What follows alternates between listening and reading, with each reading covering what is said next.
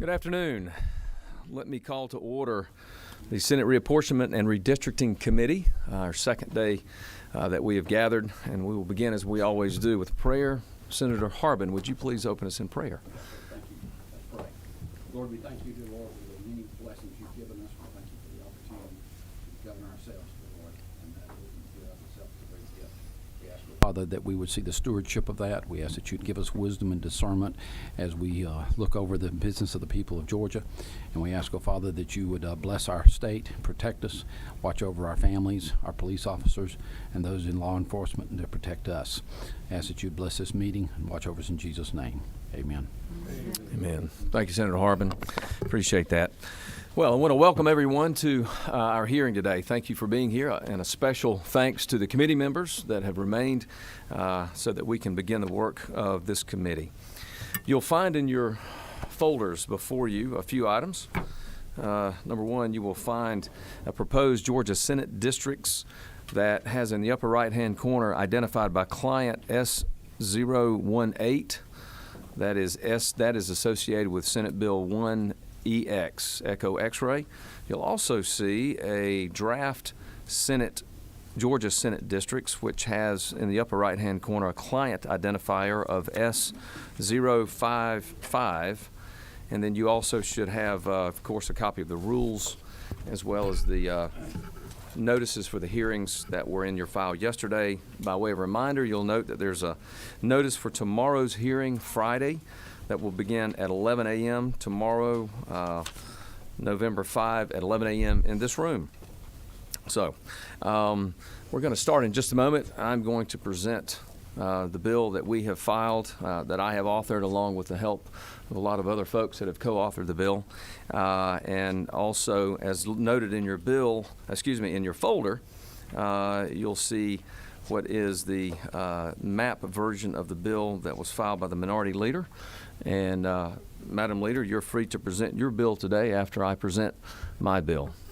Okay? All right. With that, let me. Chairman, is that second map bill, is it tied to a Senate bill? Like you referred to the first one? It is, Mr. Whip, Madam Leader, can you tell us the number for your bill that you filed yesterday?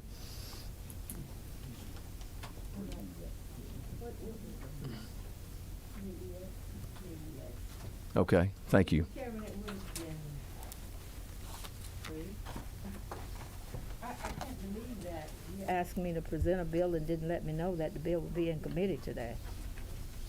Well, Did I get a notice that the bill was going to be in committee today? it's announced on the floor. The hearing is today. Do you wish You not to didn't present your? Do you wish not to present say. your bill today? If you want to do it tomorrow, Madam Leader, we can Okay. hear from you I'd tomorrow if that's your. prefer if I could have time to prepare to present the bill. That'll be fine. If you'll be prepared to present tomorrow, that'll be fine. Thank you. You're welcome. All right. Let me begin with a presentation. And I'm going to make some opening comments about how we got to where we are with the bill that we are presenting, or that I'm presenting to the committee. And then I'm going to ask my Vice Chair, Chairman Calcert, to make some comments with regard to the work that he has assisted me and really what is ultimately the committee's work in doing this. So the process for drawing these maps began with taking a look at the 2020 data and applying those population numbers and that data to the existing districts as they are under the current maps that we all live under. First, we were asked to create voting rights districts in consultation with legal counsel that we've had aid us all along the way to ensure that we were in compliance with the Voting Rights Act. Second, I sent out multiple emails and allocated several days to committee members, various times of hourly slots and half-day and sometimes full-day opportunities to meet with me and express any interest or express any comments you wanted to the chair of the committee, both here at the Capitol. There were days set aside for Macon, or the opportunity to meet with me by Zoom, and to learn from folks from both political parties and the various members of the entire Senate of what they wanted me to know that was unique about their districts and anything else they wanted to share. So one of the things I think this committee is very well aware of is that the census data was delayed.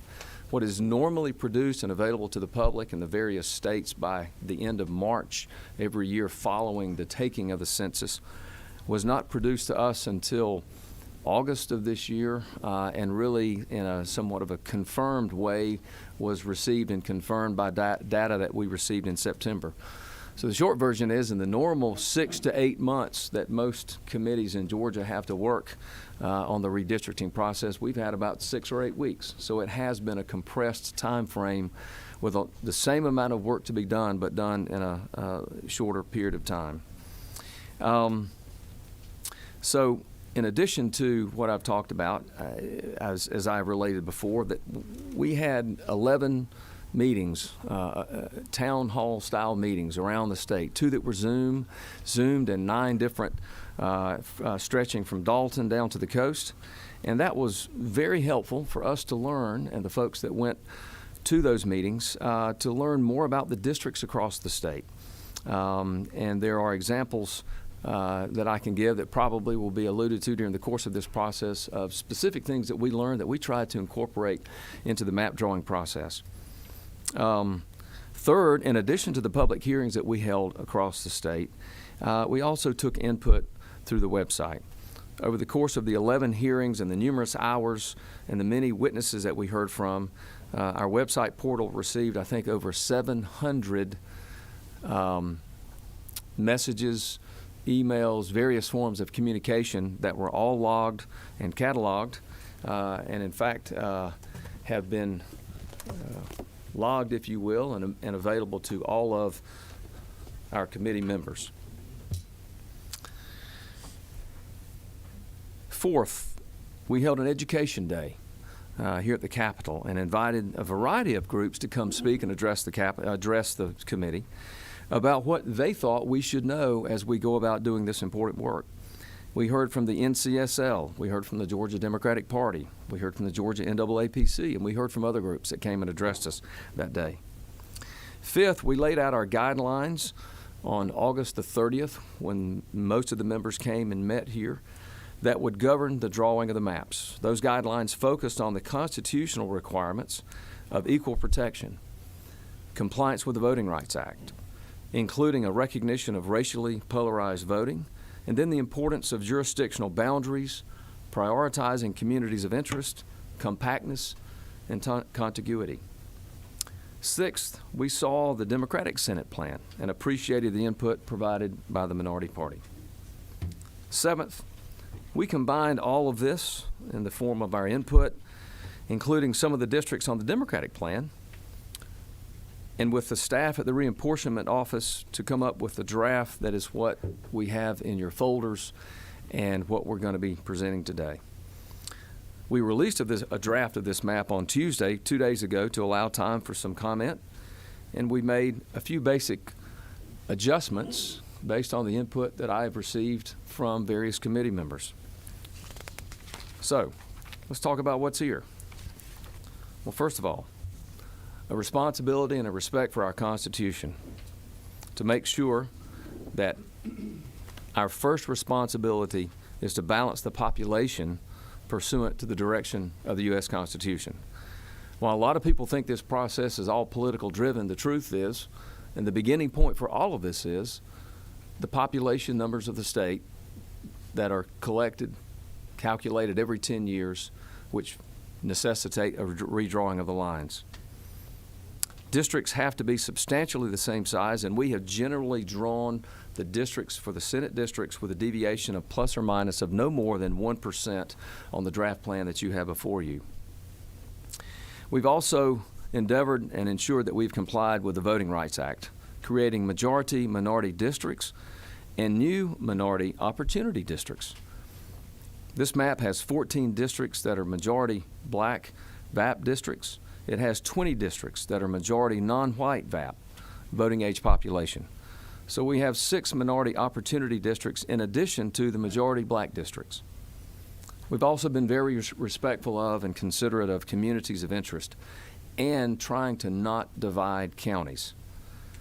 20 years ago, the 2001 Senate districts that were drawn by the Democrats that were in power at the time and were in charge of the map drawing process split 81 of our counties into 56 districts. Let me say that again.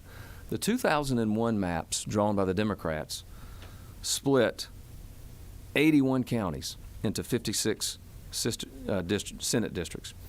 Our current districts that were drawn in 2011, some 10 years ago, split only 39 counties.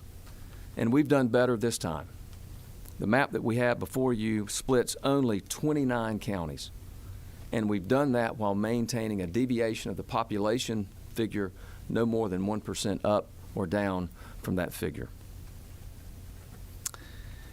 We've also done something that we committed to do that we heard from, I think I can say we heard from every member on this committee and actively heard from members of both parties, to be respectful of incumbents that were returning and also not pair senators in the same district.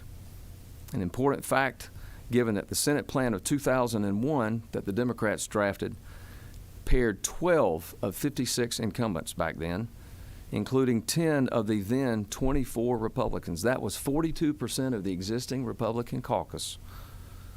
But only 2 of the 32 Democrats were paired by the Democratic leaders at the time. In a few minutes, I'm going to walk you through the districts, district by district. But before I do, I want to ask my vice chair if you have any comments that you'd like to make to our crowd today and to our committee. Number 2. He's 7. There we go. Okay. Thank you, Mr. Chairman. I appreciate your comments and your efforts to create fair districts for all Georgians. I wanted to thank the public that has participated in this project. There are quite a few members here today observing, and many of you may wish to speak to either of the 2 maps that will be presented ultimately in this committee. What I wanted to say and thank you, Mr. Chairman, and Chairman Rich in the House Committee for these opportunities for public input, which the public seized upon and gave us invaluable input before drawing these maps. Your 11 public hearings included 9 different locations around the state and 2 by Zoom where anybody at any geographic location could participate. We also had a website that had a portal open for any comments, and each of us on the committee have been provided with copies of every single comment. There are over 700 Georgia citizens gave us input, and I, for one, have read them all. We've also received other comments directly to members of the Senate or of this committee through phone calls, emails, enormous amount of postcards. I brought with me just to demonstrate the postcards that I have received from various Georgia voters and an extraordinary number from New Jersey, from Princeton, New Jersey, that has a fair district project that wanted their input known. And it's, many of these you can tell are pre-printed and organized.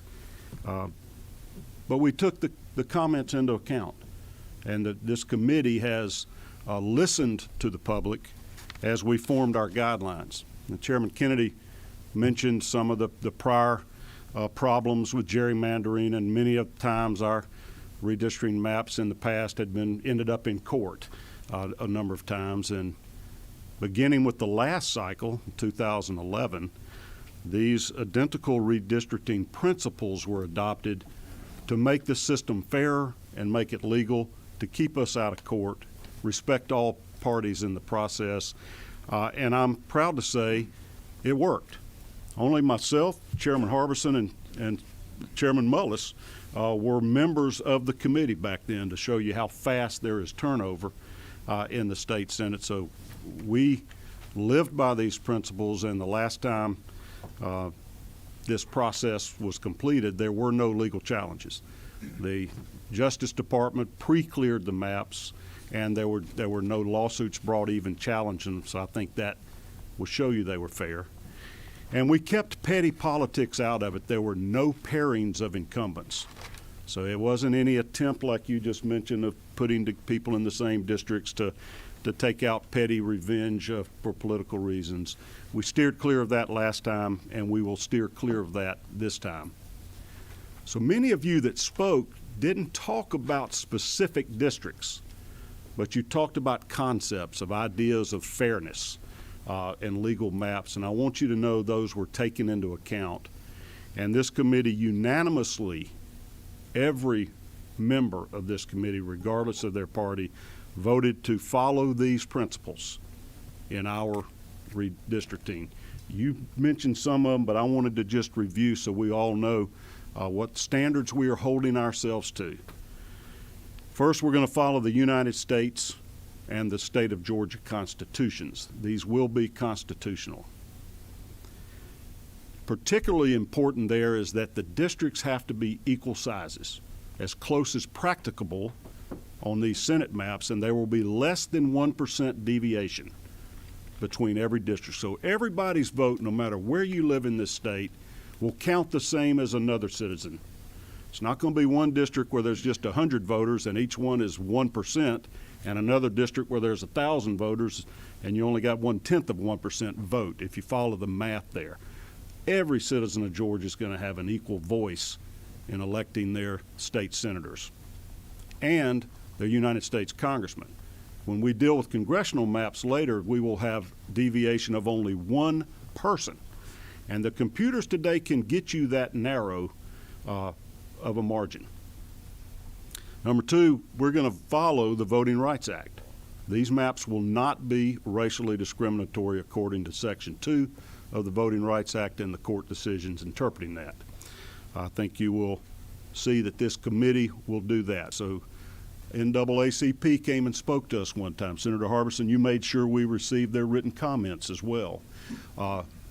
Trust me, these maps will not be racially discriminatory. They will follow the law. Next, we want our districts to be contiguous. You will not see these crazy squiggly shapes where you get narrowed down to just one roadway or one intersection, one side of a street, et cetera, where you're trying to carve out specially advantageous districts for one way or another. We agreed that they would all be contiguous in the design. They will also only be single-member districts. One senator representing their district instead of putting multiple senators representing larger areas. That had been done in the past. It's just not fair, and it's not good for the citizens. So we will only have single-member districts. We will limit as much as possible the splits between counties and precincts to keep those governmental entities intact where possible. Obviously, mathematically, you can't always do that. There are 11 counties in Georgia that have more than 191,000 people. So you have to divide those. There are others, in order to keep them contiguous or keep them compact or comply with these various constitutional requirements and laws that impact us, it's impossible to do that. I know your map, Mr. Chairman, that you have worked on has, what did you say, 29 splits versus the 39 current splits. So those of you that made those comments, you have been heard. We also agreed to keep these districts compact. You want people living near each other to be represented by somebody, and part of that is so that the senator can easily be accessible to all parts of the district. So we'll strive to keep them as compact as possible and to protect communities of interest, similar interest, to allow them to be in the same district.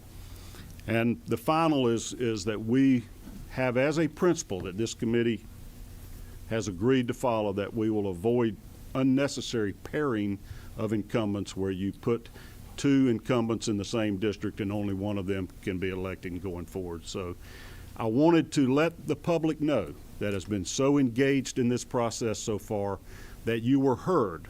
Those cover almost all of the concerns that you have expressed in general to us, and they are included in these principles that this committee is committed to live by. And I thank you for your input. Mr. Chairman, I thank you for your leadership. Committee members, I thank you for agreeing to do this process in a fair manner. And I look forward to hearing your map and the minority leader's proposed legislation tomorrow. Thank you, Mr. Chairman. Thank you, Chairman Cowsert. All right. Let's take a look at the map, and I'm going to walk through this district by district. Gina. And if y'all don't recognize the lady coming up here, this is Gina Wright. She heads up the redistricting office here at the Capitol. And Gina, I want to thank you on behalf of the committee for your, not hours, days, and weeks, but months that you have spent time working with us. And I know you're also working with the House. It's a busy time, not just of year, it's a busy time of the decade for you. And you have been here day and night, and we appreciate you very much. Thank you for your dedicated service.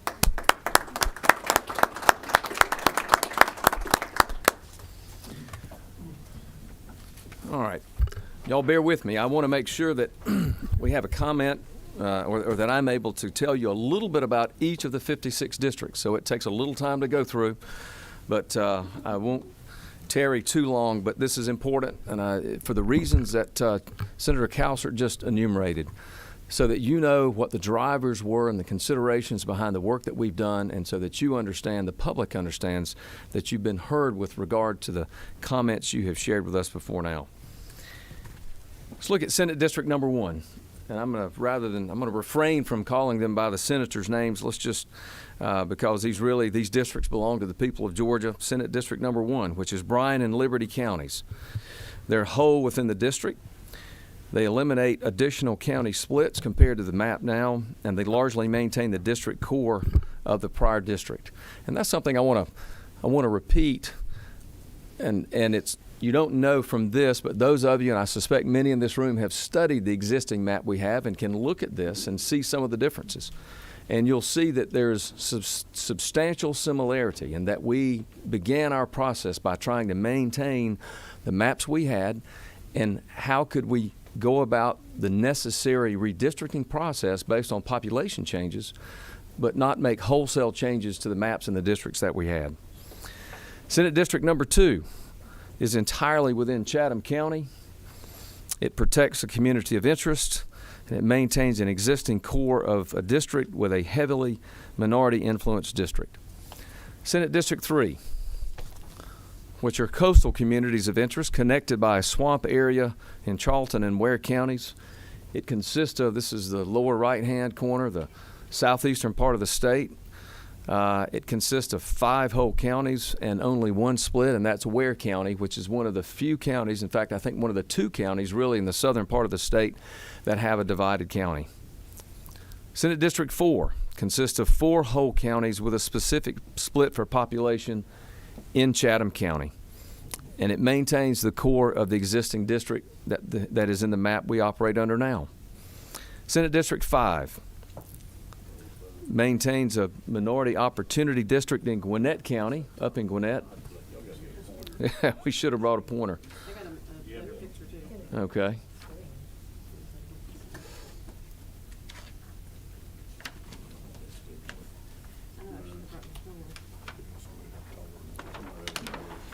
There we go.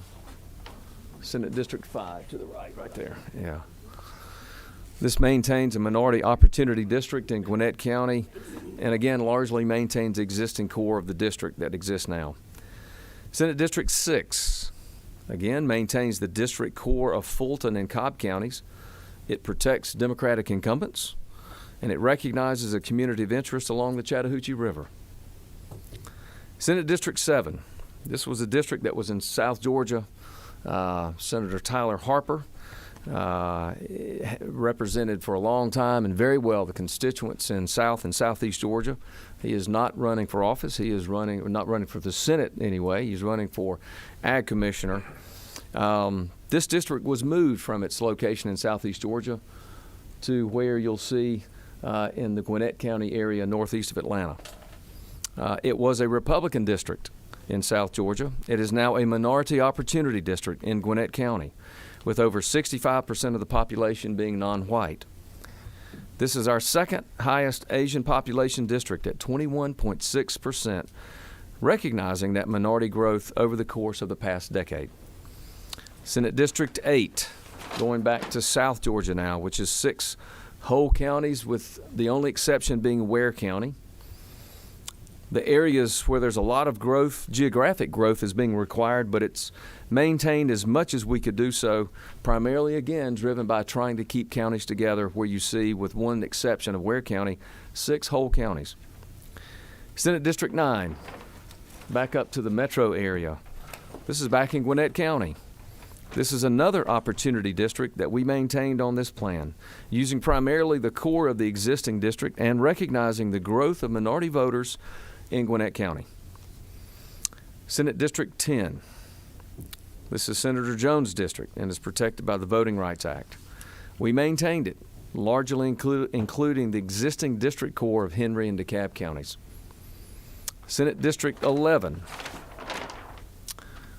Senate District 11 is a fairly unique run in South Georgia. Given our principle of maintaining political subdivisions, we drew a number of districts that consist of entirely whole counties, and we were able to do this with SD 11. This is one that contains 7 whole counties using the existing district as a baseline. I would also like to add this district mirrors the one that was proposed by the Democrats and our colleagues in the Senate. Senate District 12 also maintains a majority-minority district and uses only whole counties to do so, and is centered in the Albany area. And again, we appreciate the suggestions by our Democratic colleagues of that district and how this mirrors that. Senate District 13. This is another district that takes up part of what was formerly District 7, Tyler Harper's district, Senator Harper's district. It includes 8 whole counties and only one split, and that's Coffee County. Senator Harper is not running for the Senate, as I said before, and even though he lives in the district, it's not a pairing because he's not seeking to run again. Senate District 14 is moved from Cherokee County down to Fulton County in the Sandy Springs and Roswell area. This is another new district, effectively, because of Senator Thompson's run for statewide office, and in a heavily minority-influenced district, but it is an open seat. Senate District 15, Senator Harbison, our colleague on this committee, in Columbus, has a district that's protected by the Voting Rights Act, and this map maintains that. It is also almost identical to what our Democratic colleagues proposed that they would like to see what Senate District 15 looked like on their map. They had good ideas, and we incorporated those. Senate District 16 is next. Not a lot of change here, with 3 whole counties, only Fayette County split. Communities of interest south of Atlanta and existing district core are protected. Senate District 17. Protecting the current district cores because Senate District 17 already includes Henry and Newton County. It added population in Walton and Morgan, which share a lot of commonality with Newton and Henry around the ring of Atlanta. Senate District 18, at least from my perspective, the most important district up there because I have the privilege of serving the folks in Middle Georgia in the 18th District. And as you'll see, it's largely the same as the existing plan that we have. It consists of 4 whole counties, and the only split counties are Bibb County and Houston County. There's a significant community of interest here with these counties around the municipality of Macon, or what is now really the consolidated government of Macon-Bibb County. Senate District 19. This is another almost whole county district, which consists of 10 whole counties and only Coffee County split. Communities of interest such as Montgomery and Toombs and Wheeler together is what they came and described to us at the public hearings as the Onion Belt, and talked about the common interests that they had, not only of being an agricultural community, but a specific part of the agricultural community. We listened to that and maintained that. It's also an effective breakfast district because we included coffee and bacon counties. Thank y'all for laughing. I was hoping y'all would. Thank you very much. It was funny when I wrote it, so thank you. It doesn't always work out that way. Thank you, Mr. Pro Tem. Appreciate that. Yeah. With some changes for District 7 moving north, it largely protects the current district cores. Senate District 20. With Senate District 20, even with the changes around it, we were able to maintain the existing District of 20 and add a few counties to again absorb some of those geographic areas from Senate District 7 being moved. Like other counties in South Georgia, it is 7 whole counties with only Houston County being partially split. Senate District 21, with the movement of 14, SD 14 into Fulton County, District 21 took more of Cherokee and used most of the district cores. As you'll see, it connects communities of interest in North Fulton with communities in Cherokee that share common interest. Senate District 22 is protected by the Voting Rights Act, and we maintained it almost as the same as it exists now. Sorry. It's all right. Did we get to it? There's 22. All right. Thank you. 23 is going to be next in case you're wondering where we're going. All right. So this is very similar to the footprint proposed on the Democratic plan, and we appreciate the input, again, of our Democratic colleagues, and it's nice to see their agreement with our ideas as well. Senate District 23, kind of big. I know Senator Burns thinks it's really large. It's got a lot of counties, a total of 9 whole counties, and also parts of Richmond and Columbia. Those are the only 2 split counties that affect Senate District 23. This district shares a connection with the Augusta region and is near the South Carolina border.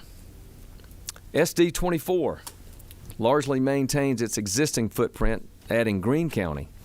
It consists of 6 whole counties, with only Columbia being split. A lot of connection among these more rural counties that border the South Carolina-Georgia border. Senate District 25. 25 maintains most of the existing district core, consisting of 5 whole counties, with only Henry County being divided. It went into Henry County to try to help for the population increase after removing Greene County from what was previously in District 25, and it includes Milledgeville and some lake areas, but mainly covers the area from Henry down to Macon. Senate District 26. It's another Voting Rights Act district as well, and we maintain it using a very similar footprint to that which was proposed by our Democratic colleagues, with only very slight adjustments. It is a 5 whole county district, again, with only Bibb and Houston being the only split counties that touch 26. The Democratic proposal would have split an additional county, so we eliminated that split, again, attempting to, and in this map, complying with the principles of redistricting that we all agreed to. So by eliminating that split, we were able to keep counties mostly whole while, again, complying with the Voting Rights Act. Senate District 27. This is Forsyth County. It maintains communities of interest, Forsyth Lake area, the Forsyth Asian community.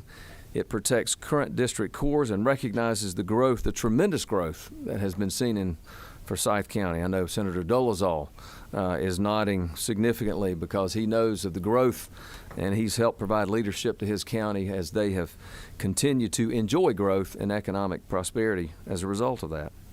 Senate District 28. 28 maintains a Coweta-centered district. It includes its existing core plus a little bit of Douglas County that is much like Heard and Coweta counties. It consists of 2 whole counties and 2 split counties. Those are Douglas and Fulton, while keeping Chattahoochee Hills. It also makes the city of Palmetto, which straddles the Fulton and Coweta lines, whole and within one single district. SD 29 recognizes the 185 corridor going down to Columbus, including all 3 whole counties along with North Muskogee. That's largely the existing district core and ensures that those communities share a common interest. Those that share common interests remain together. I'd also add that the Democratic version supplied by our colleagues is very similar, but their version split an additional county, and we were able to remove that additional split and again maintain communities of interest as recognized by counties. Senate District 30 makes Carroll County whole. While it is currently split, and it includes pieces of Paulding and Douglas to work out the population numbers to get us to the 191,000-ish number. It gets Harrelson from District 31, which grew and allows us to make more of Paulding County whole. There's a definite connection between Villa Rica just across from Douglas with Carroll County from South Paulding.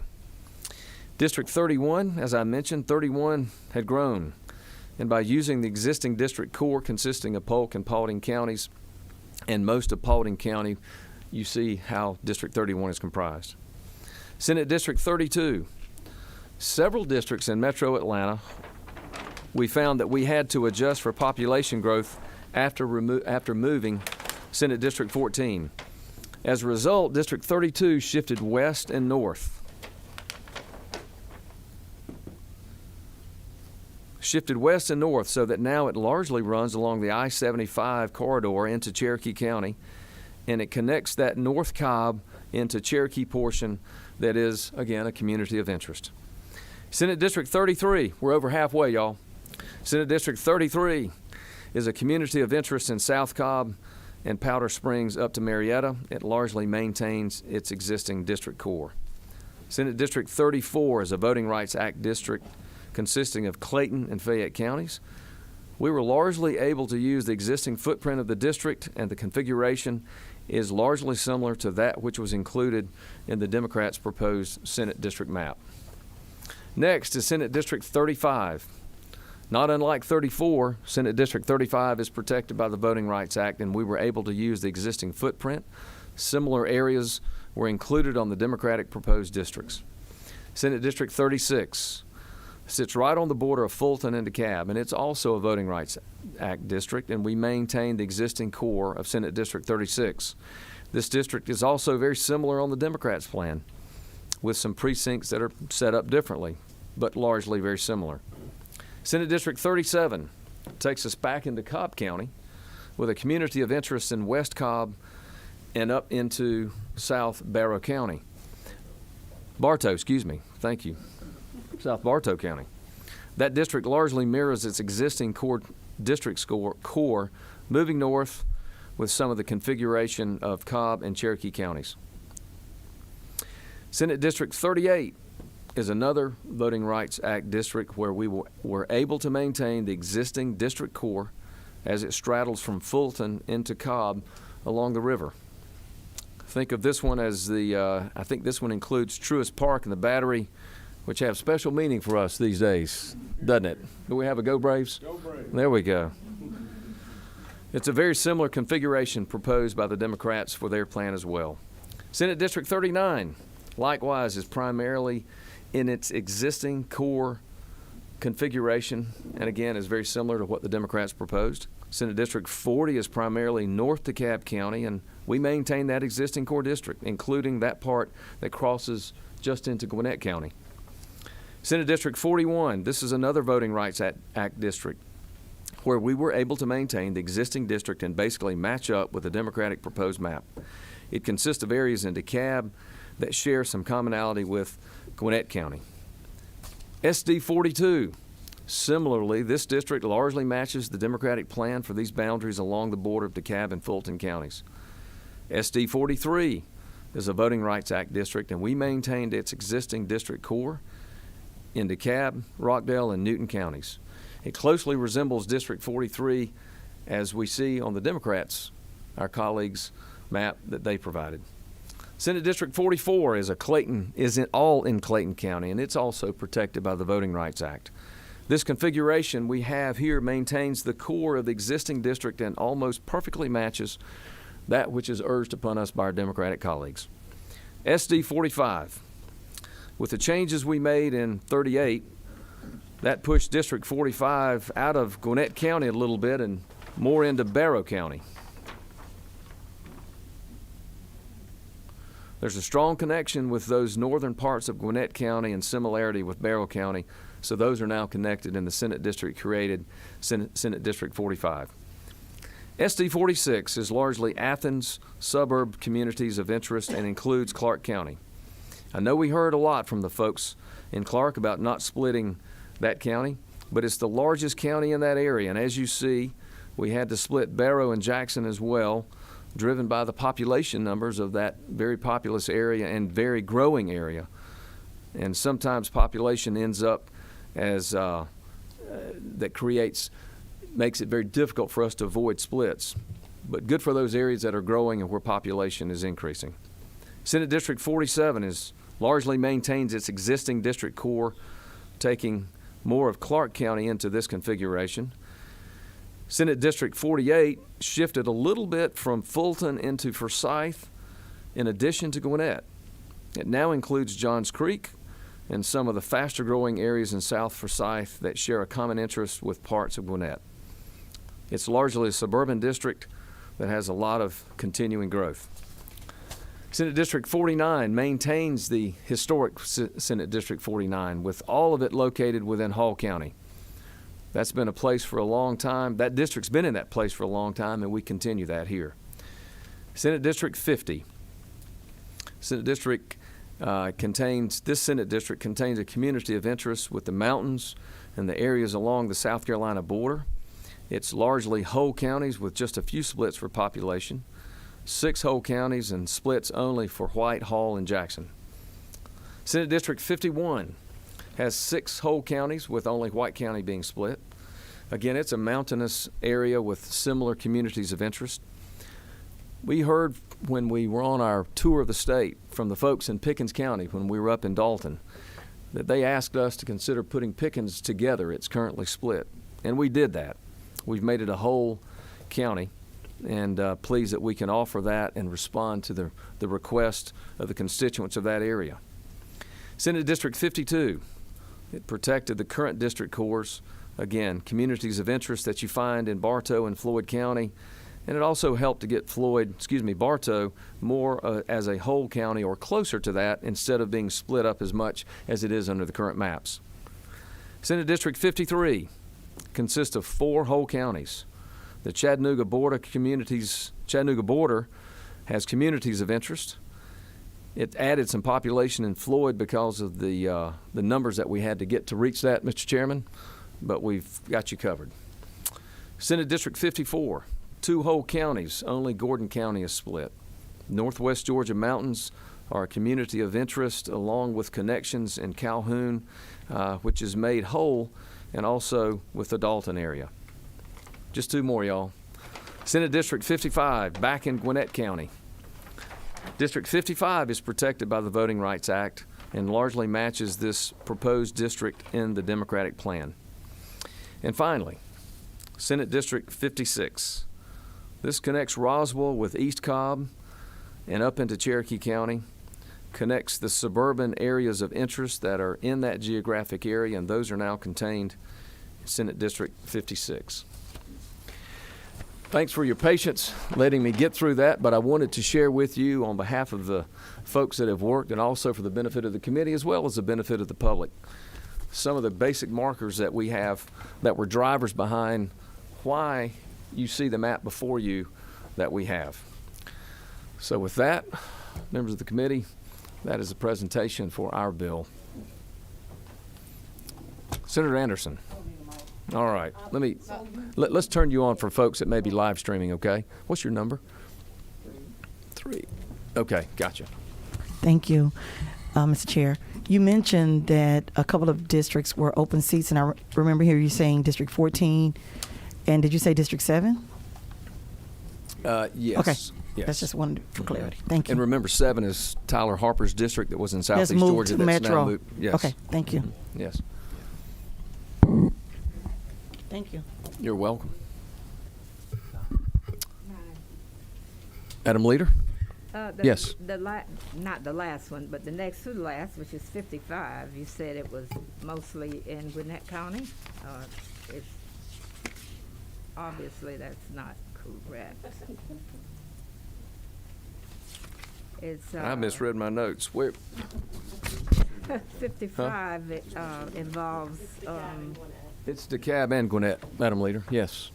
You just said Gwinnett. I just want to make sure that you correct that because it's DeKalb and Gwinnett. Okay. Right. Okay. I have a couple of other questions, and obviously you got a lot of mail about the committee meetings around the state, and you said that from those postcards and letters, you made some adjustments. Can you identify what those adjustments would be based on what was in the postcards and letters? I think, Madam Leader, you may be conflating my comments with Chairman Calcert's comments. He talked about the postcards. I did not. What I told you was, and referenced in my comments, as you've heard me say multiple times, is that we brought in, considered and made a part of the thought process many comments that were made by folks from across the state. Also, beginning back months ago to as recently as in the last few days. I think your question is more sort of about the public comment. And so those were drivers. What we heard and the concerns were drivers. If you're talking about specifics, I mentioned one just a moment ago, Pickens County, which was divided under the current map. It's now one county. The Onion Belt area, things we did with those areas as well.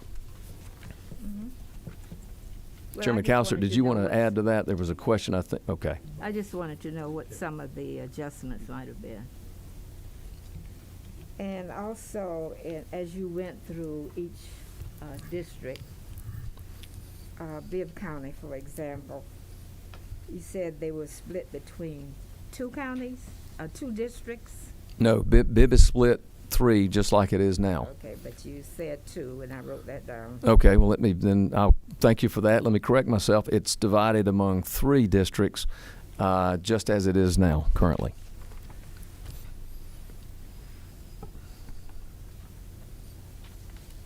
On communities of interest,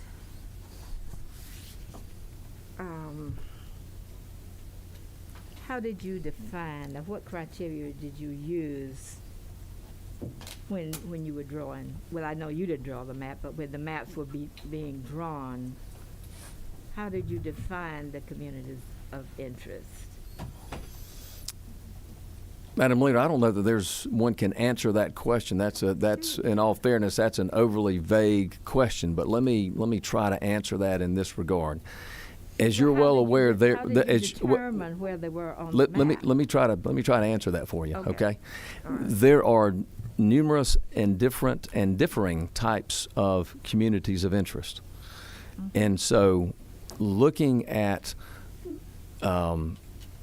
all aspects that we could ascertain from the types of populations that were there, the populations of interest, the communities of interest, lots of different variables in that equation, if I could put it that way. But in trying to define and locate those communities of interest, which are obviously very different depending upon where in the state you are, because some of those are geographically driven and sometimes are driven by other factors. So there's no real way to answer that question other than to say that we considered communities of interest. That is, areas where folks were that had similar interest and similar concerns, and folks that, for various multiple reasons, would be observed and I think defined by anyone as a community of interest. And I've heard you use that term as well, so you clearly know what you think a community of interest is. It did sound familiar when you said that. Yes, ma'am. Okay, so I have one more county, Athens, Clark County.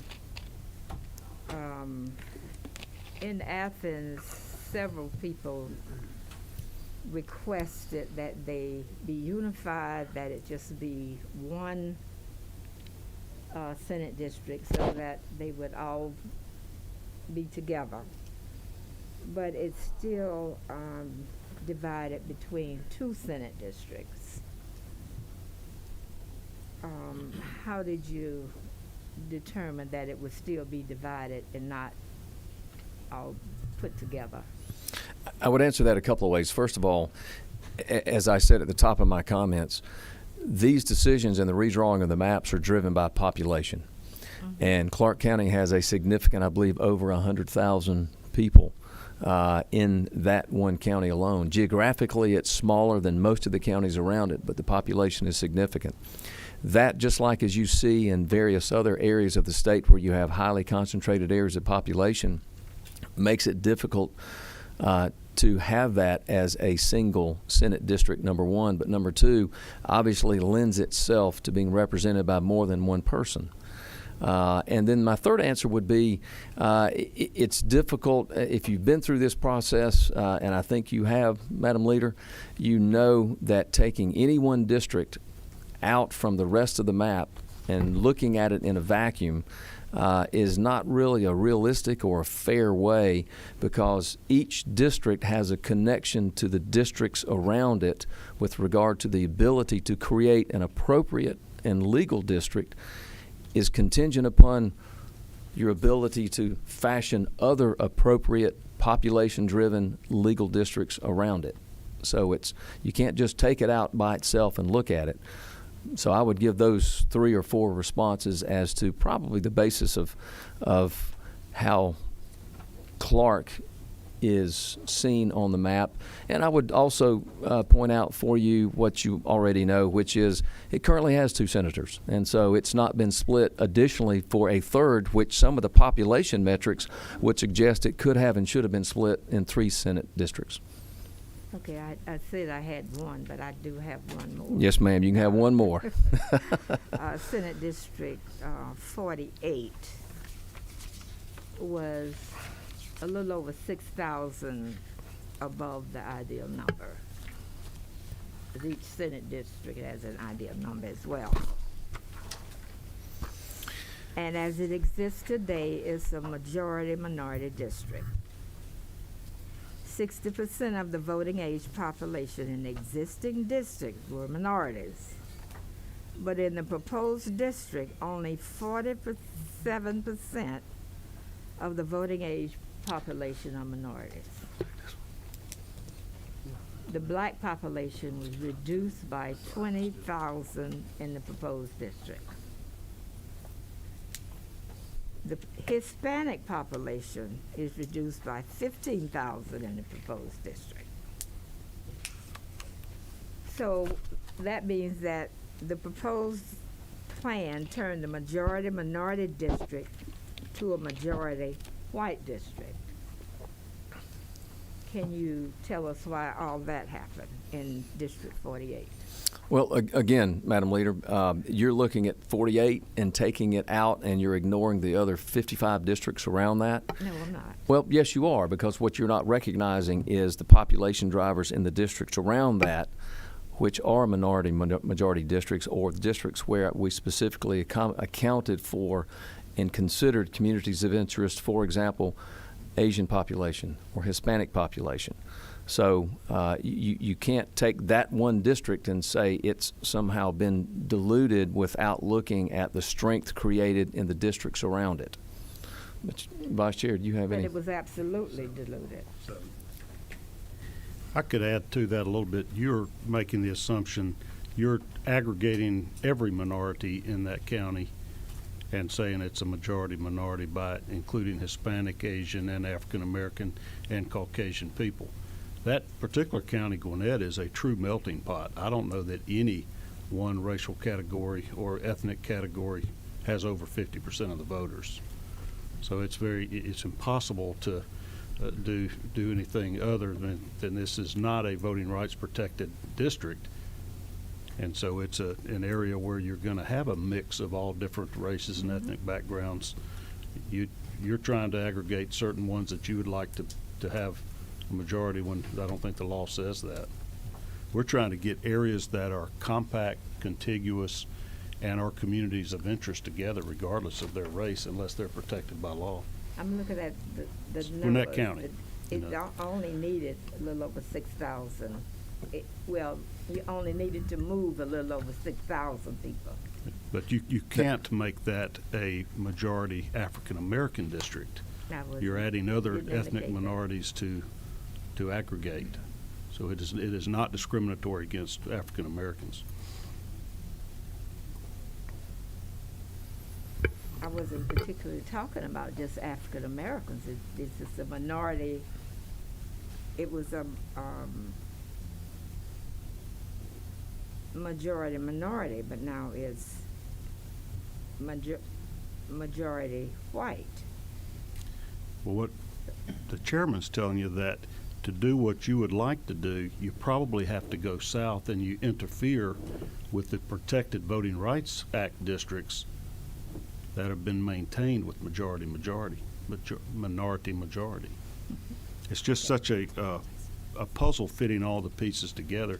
When you pick one out in isolation like this, It's extremely difficult to make the changes you're asking without going and reducing African-American voting strength in the districts to the south of there.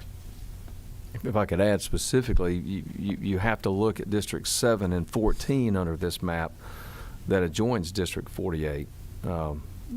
Those are also minority opportunity districts. This one as well under her definition. Yeah.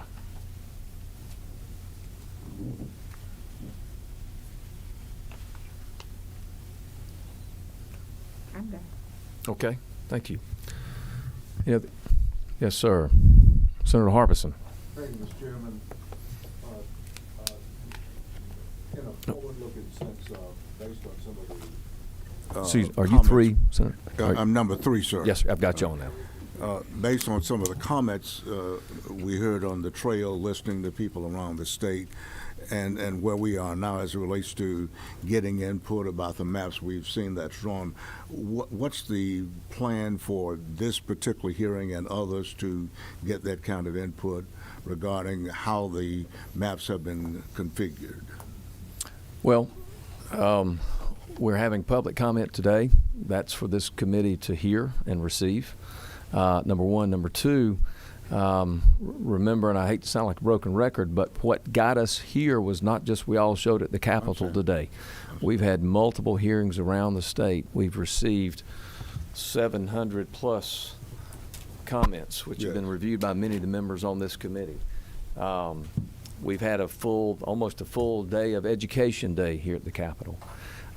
That, with the good counsel that's been received to make sure that we are complying with the Voting Rights Act and all the constitutional provisions that apply, all of that went into, and are baked into the map that you see here. So it's not just the work, certainly not the work of the chair, not just the work of the committee, but the input that was received from over the course of many months from the public. All right. Thank you, Mr. Chairman. Yes, sir.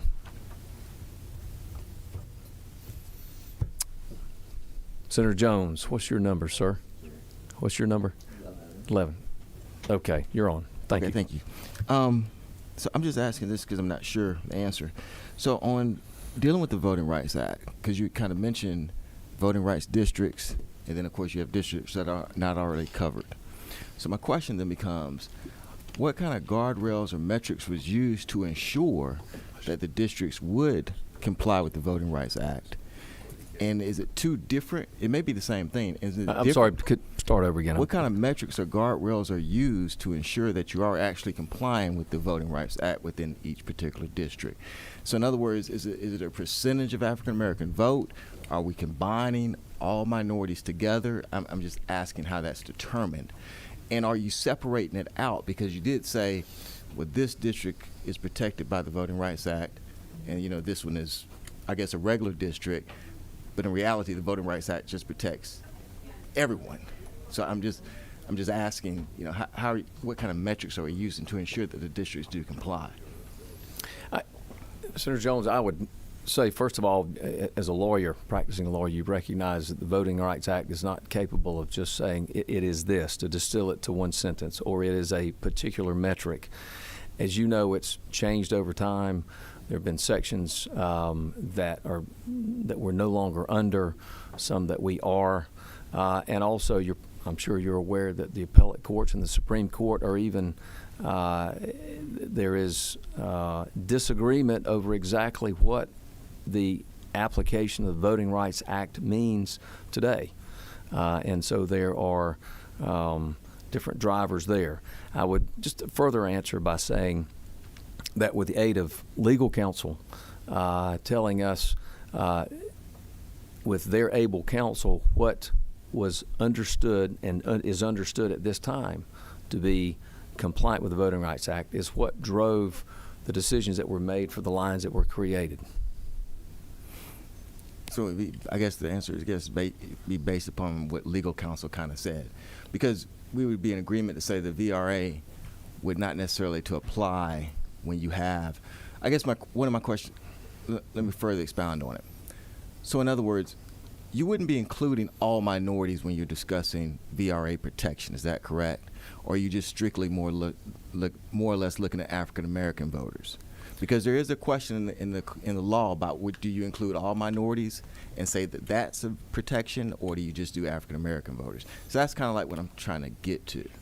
Well, and I will tell you that there's no magic number from our perspective, or at least that's utilized for a VRA district. Okay, and I correct. think that's kind of the main answer. I would tell you that we assess the ability to elect the minority candidate of choice in developing these district plans. And let me just ask one last follow-up. Do we also look at for each particular district, or maybe just one's already protected under VRA, as far as racially polarized voting is concerned? How is that looked at? Do we just look at those who are already protected and looked at racial polarized voting, or do we go into each individual district and still look? What I can tell you is it is our assumption, based on the pattern of Georgia voting, that we do have racially polarized voting in Georgia. And I understand you may disagree with that. The Democratic Party and the strategy and litigation that may come may be different from that. But it is our position that we do have racially polarized voting in Georgia. All right, thank you, Mr. Chair. Yes, sir. Yes, sir. Mr. Vice Chair. Number 7.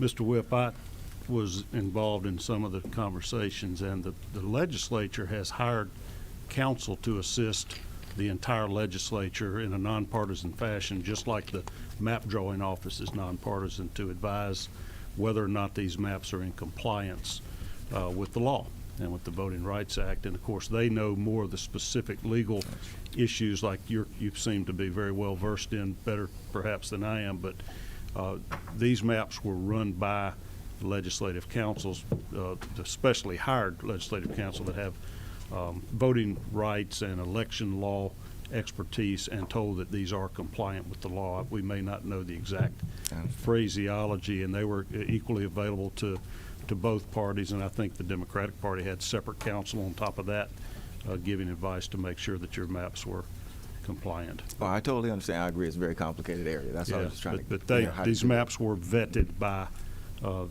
the particular lawyers with expertise in this area, and blessed as being compliant with the law. Any other questions?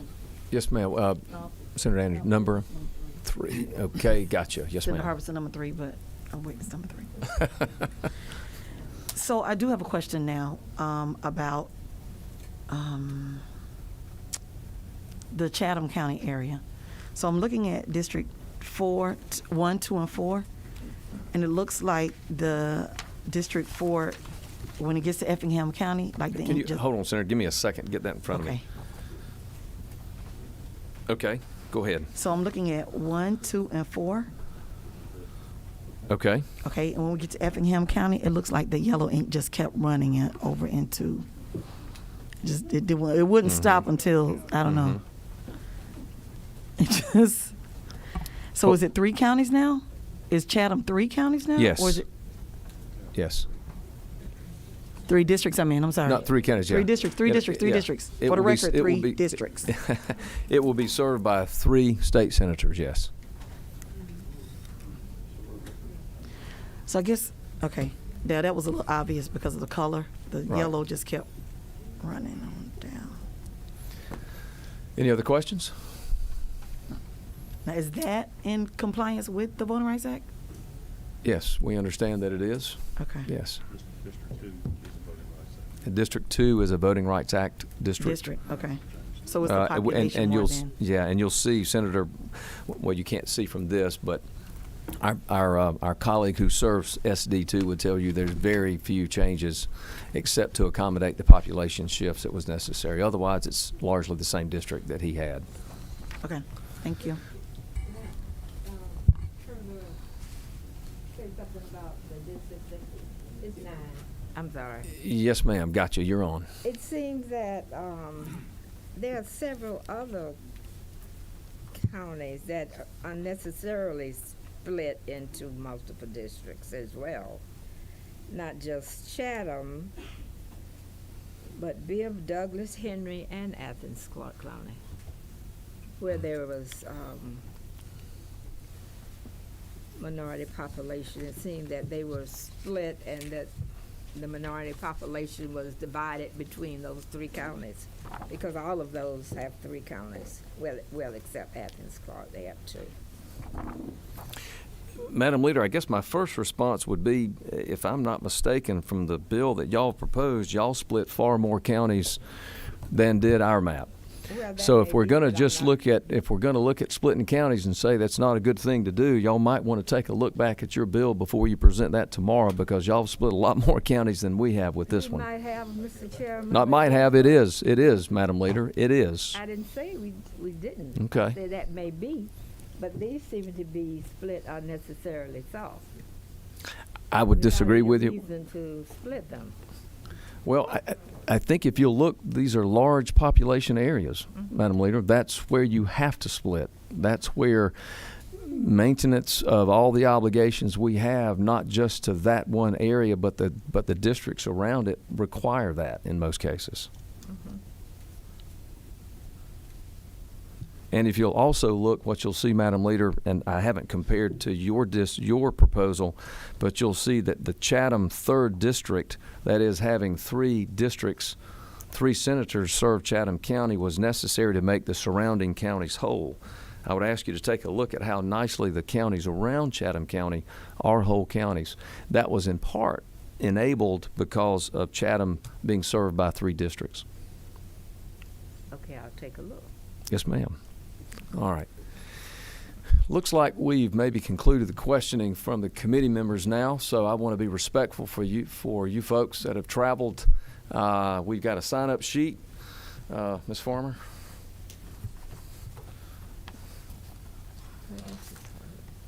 Okay, so this is, all right. Let me ask, I'm going to call you by name. And if you'll please come to the podium over to my right, I'll make sure the microphone is on. We're going to try to be as accommodating as we can with the time that we have and giving folks time to speak. If it appears to go too long or starts to infringe on other folks' ability to address us, we may have to cut you off, but hopefully not. Janet Grant, Ms. Grant, with Fair Districts, Georgia.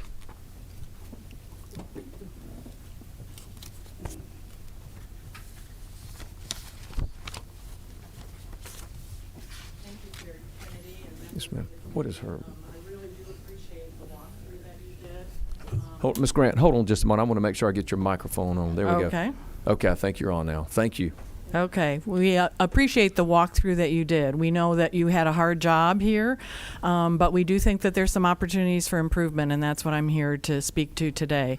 I provided copies of my testimony, as well as some data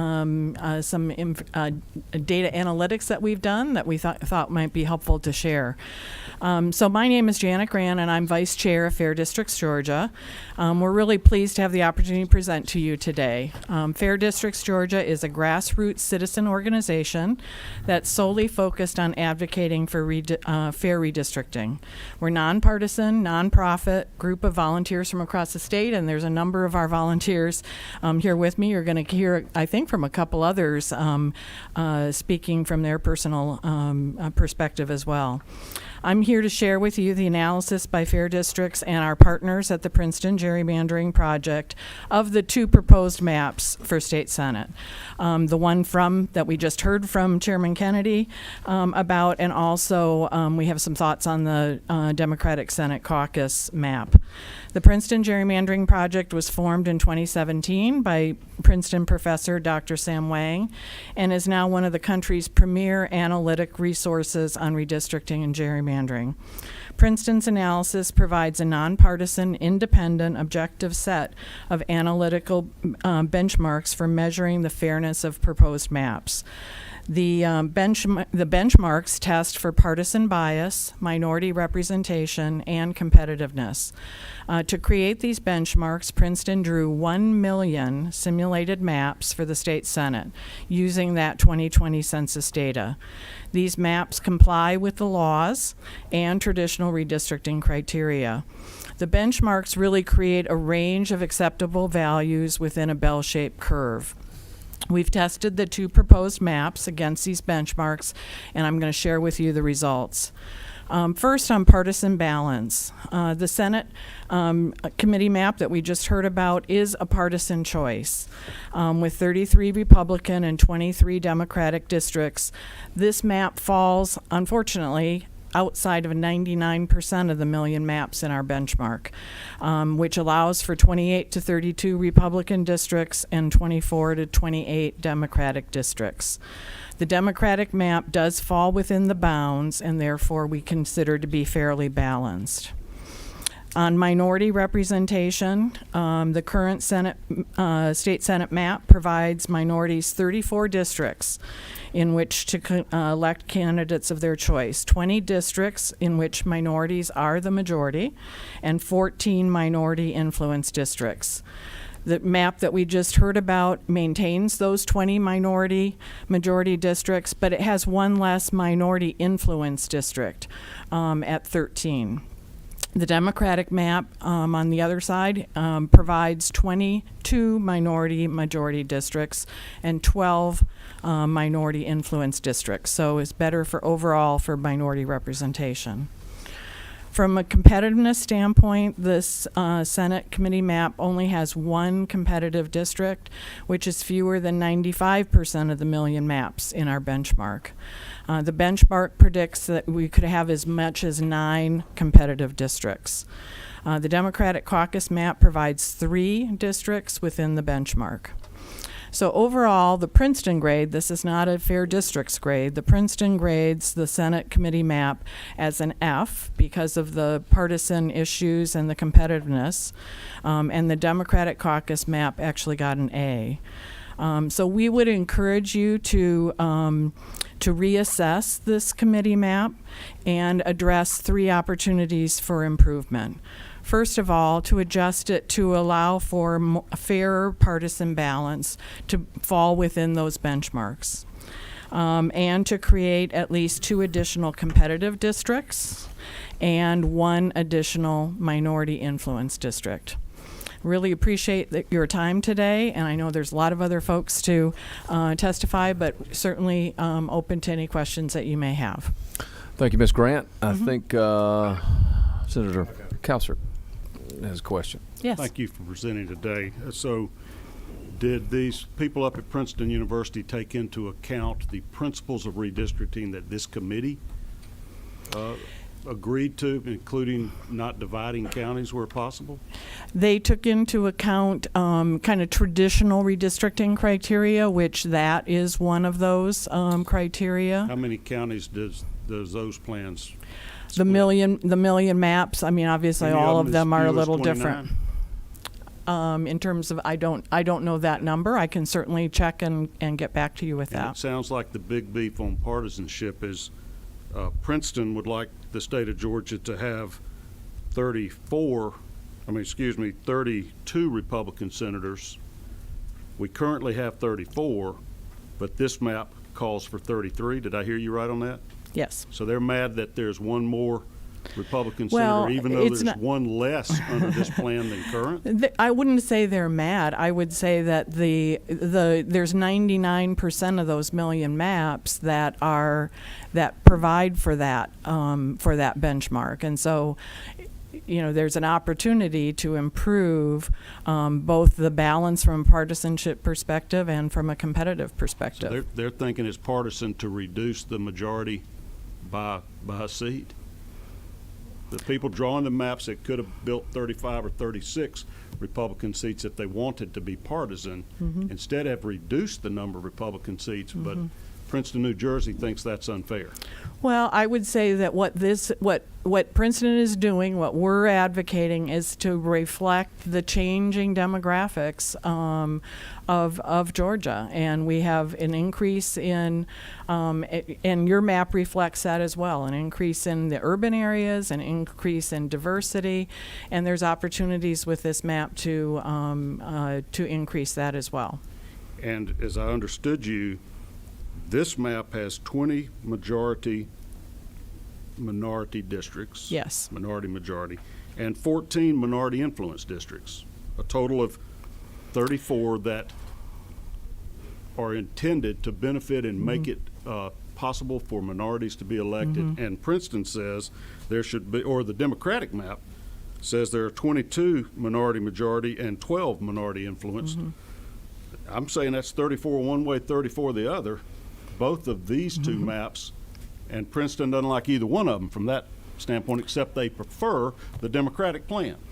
Well, obviously what we're, what this is advocating is for maximizing both majority minority districts as well as minority influence districts. The data we have from the analytics that we looked at was that there is just a reduction. You did maintain the 20 majority minority districts that there is today, and our data is saying that there's one reduction in terms of minority influence district, where there could be a minority coalition to elect a candidate of choice. Are you paid by this organization? No, I'm not. I am a volunteer. Okay, thank you. Any other questions for Ms. Grant? Questions from the committee? Okay, Ms. Grant, thank you for being with us today. Thank you. Yes, ma'am. Next, Salek Sohani with the Georgia Muslim Voter Project.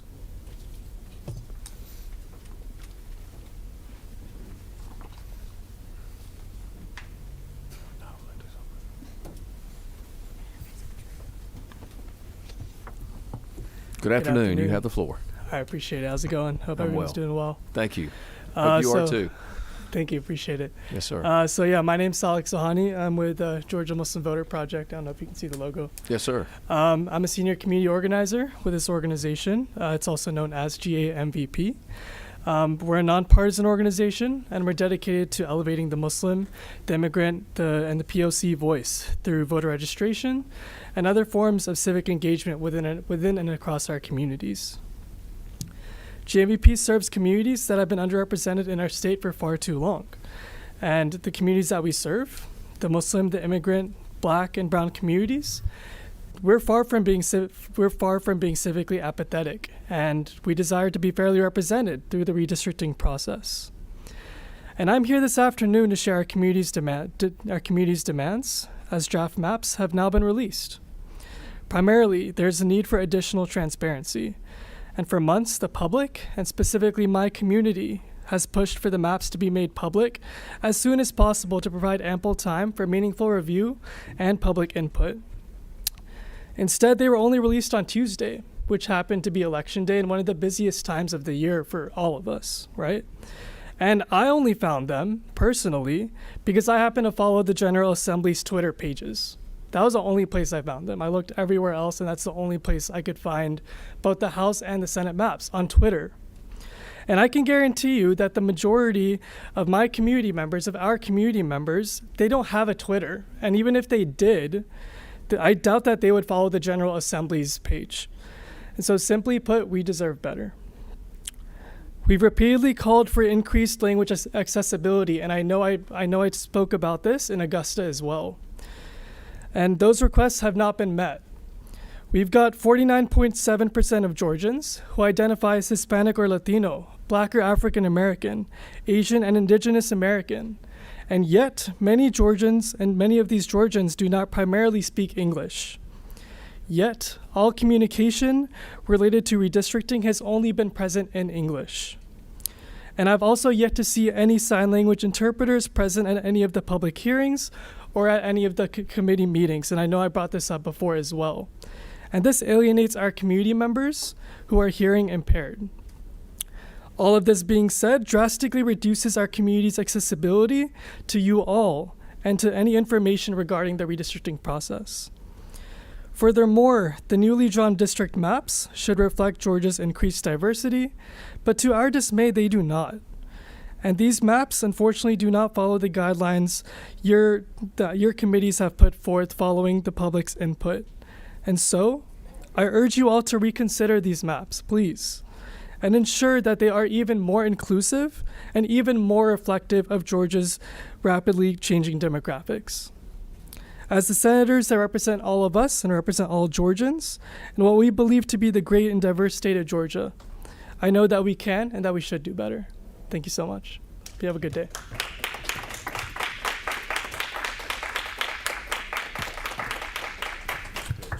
Thank you, Mr. Sohani.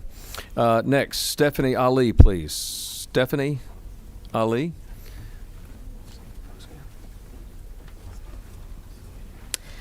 Hello. Good afternoon. Thank you all for having us here and for that great presentation. So my name is Stephanie Ali. I am the Policy Director for New Georgia Project and New Georgia Project Action Fund. You can see quite a lot of our team here interested in learning about what's going on today.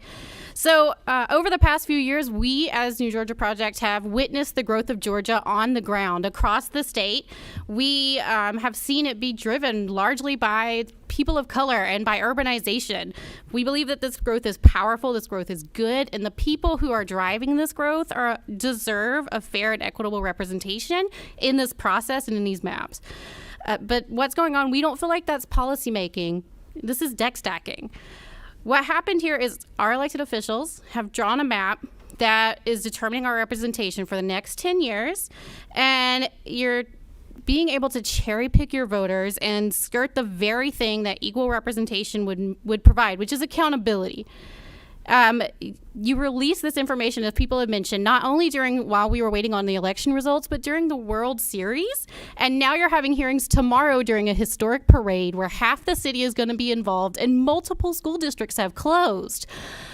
I mean, I feel like no real Braves fan is going to be doing something like that. So just give us tomorrow off. We're talking about access. And we're talking about people having a chance to have their voice heard in a decades-long process that affects every single one of us. You, sir, spoke proudly of the work to limit the counties that were split, but we all know it's not just about county splitting. It's about where the splitting happens. It's not just about Bibb being split. It's about Macon being split. It's not about Houston being split. It's about Warner Robins. Warner Robins, where our former senator is from, that was starting to turn blue, being split. Early versions of this map show 40 to 60% of Georgia's cities being split. And because we haven't had time to run those numbers, no, sir, I don't know if that has changed in your updates, and I'm sure maybe you have worked towards that, and I hope that that's true. But that means that we don't have the opportunities for our communities to come together to get people who represent us and who look like us or who feel like us in the same way.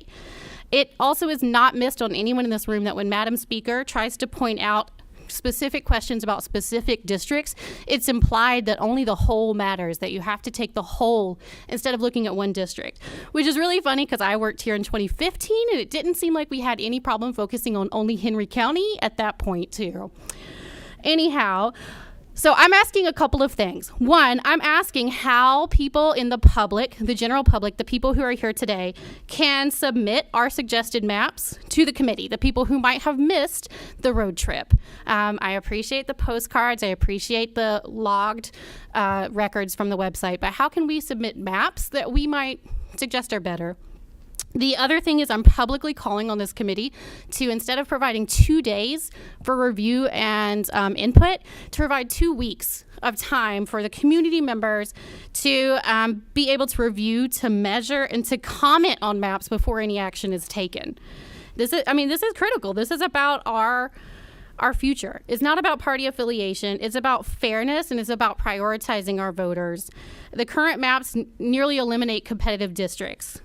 We believe voters deserve to be represented by the people, and that the people work for their vote, not the people who just choose their voters. So this is the future of Georgia. This is the future of my son and the children of everyone here in this room. This is a future we care about, and we need people to put their best interests of Georgians at heart. So doing any less is a failure to our state and a failure that we're going to suffer for. So, thank you.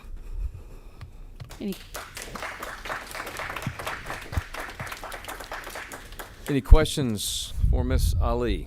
Any questions? Make the comment.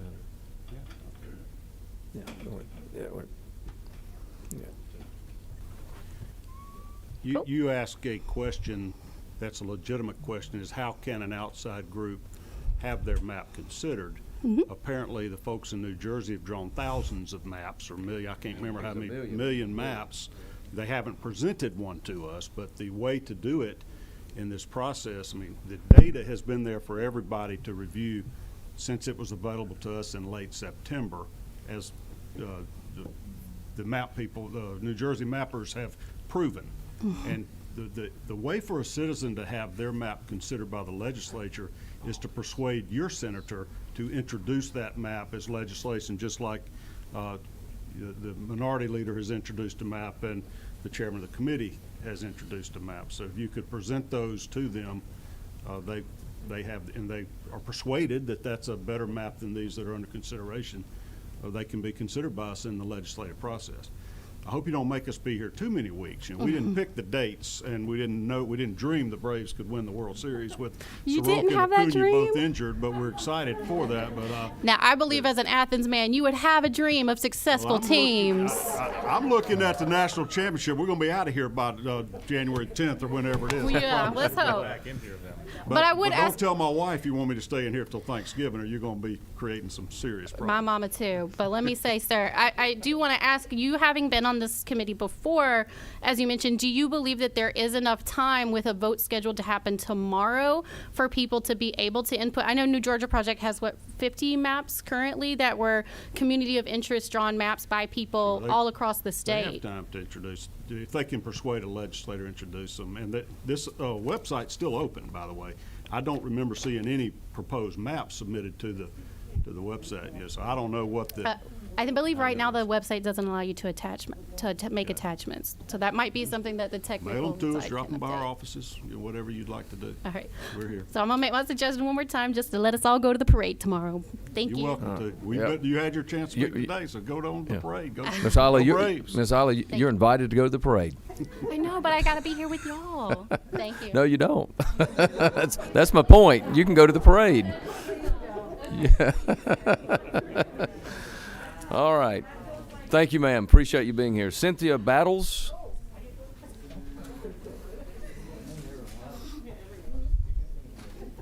So our choice is to go to the parade or be here tomorrow, right? Well, you're here today, Miss Battles. We're glad you're here.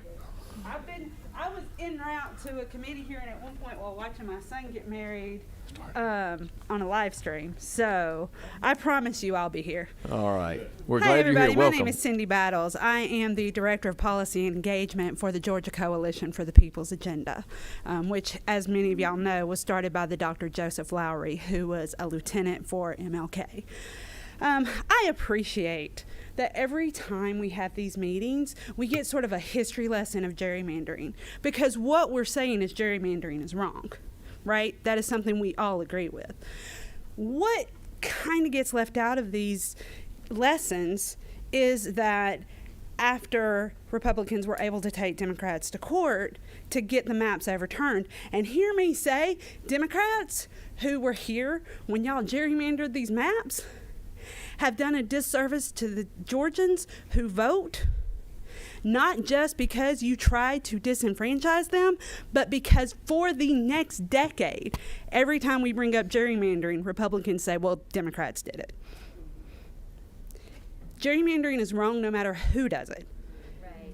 Because the Georgia voters deserve to have their voice heard and the power of their vote used in government to influence the things that are important to them. So let's talk a little bit about Shelby v. Holder, what happened after Shelby v. Holder, and why what we're seeing now needs to change. Because after Shelby v. Holder, our state districts were redrawn so that 51% of the vote was turned into a supermajority. And we have a chance now to fix this. What we're seeing, though, is with this 19 to 20 majority-minority districts that you guys have created, you're packing that anywhere from 65 to 90%. So you're overpacking a majority-minority district to dilute the opportunity districts around it. That needs to change. if the census data shows us anything, it is that the current makeup of the Georgia Assembly does not reflect the population of Georgia. People of color now make up half the population of this state, and therefore they should make up at least half the population of the Georgia Assembly. And any map that does not reflect that, it might be legal, but it is not ethical.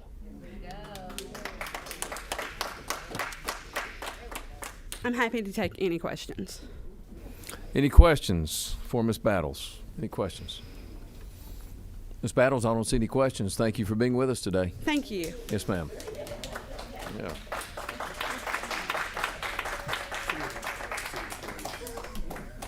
Annette Higdon. Annette Higdon? All right. Went to the parade early, I guess. Gloria Kalanko? Gloria Kalanko. John Moy. John Moy. Oh, Mr. Moy. All right.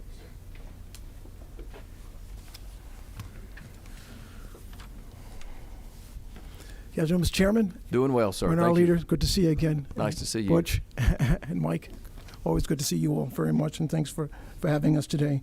My name is John Moy. I'm the Director of Policy for the Urban League of Atlanta. And as you all know, the Urban League has been operating in Atlanta for more than 100 years as a civil rights organization dedicated to advancing equal opportunity, equal justice for all people, particularly with an emphasis on African Americans who have been systematically kept from full participation in our democracy and the American dream for centuries.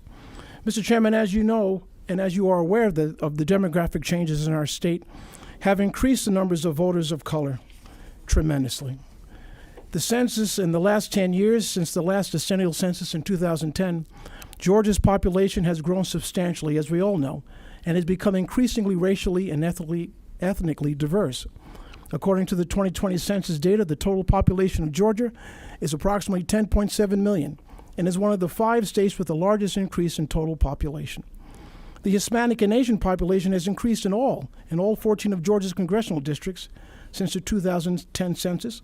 And between 2004 and 2020, Mr. Chairman, registered voters of color have increased in Georgia from 29.8% to 38.3%, with steady increases throughout this period. And despite these demographic changes, the map which was presented by the committee was made publicly available for the first time this past Tuesday, and I was with you at that committee hearing, the day before the special legislative session began. Does little, if anything, in our opinion, to correct the significant cracking and packing of Georgia's Senate districts, and in many cases, Mr. Chairman, make the cracking and packing worse in violation of the guidelines to make the districts compliant with the Voting Rights Act of 1965 in the United States Constitution. The Georgia Unity maps submitted by the Urban League in partnership with the NAACP, the Coalition for the People's Agenda, and GALEO, the Latin Community Development Fund, reflect the goal of these organizations to advocate for redistricting plans that are fair, reflective of the rich diversity of our state, and which take into account the significant population shifts and growth in our state as reported by the 2020 census. These proposed maps, which adhere to the Georgia General Assembly's redistricting principles, with a particular interest in the adherence to the Voting Rights Act of 1965, give Georgia's voters of color a meaningful opportunity to elect candidates of choice. Several highlights from our maps will include 31 of 56 state Senate seats are majority people of color. 29 of 56 state Senate seats are majority voting age people of color. 29 of 56 state Senate districts are majority citizens voting age people of color. And 27 of 56 state Senate districts are majority registered voters of color. Additionally, Mr. Chairman, the Georgia Unity maps for the Georgia State Senate creates a new Asian American Opportunity District amid the meeting point of Forsyth, Gwinnett, and Fulton counties. And the Georgia Unity Map Plan for the Georgia Senate creates a majority Latino Hispanic district in northern DeKalb County and western Gwinnett County, where I live. The redistricting plan released by the Senate on November 2nd dilutes the voting strength of Georgia's voters of color in violation of Section 2 of the Voting Rights Act, and in our opinion, illegally gerrymanders districts by cracking and packing populations of Georgians of color in an effort to prevent them from electing candidates of their choice. Mr. Chairman, if I can cite very quickly that only 22 districts in the Senate Republican plan are majority-minority districts based on the 2020 census population, but 2 of these are barely so. Only 20 districts in the Senate Republican plan are majority-minority districts based on the 2020 voting age population. Only 19 districts in the Senate plan are majority-minority districts based upon the population of registered voters, and only 18 districts in the Senate plan are majority-minority districts based on the 2019 citizen voting age population.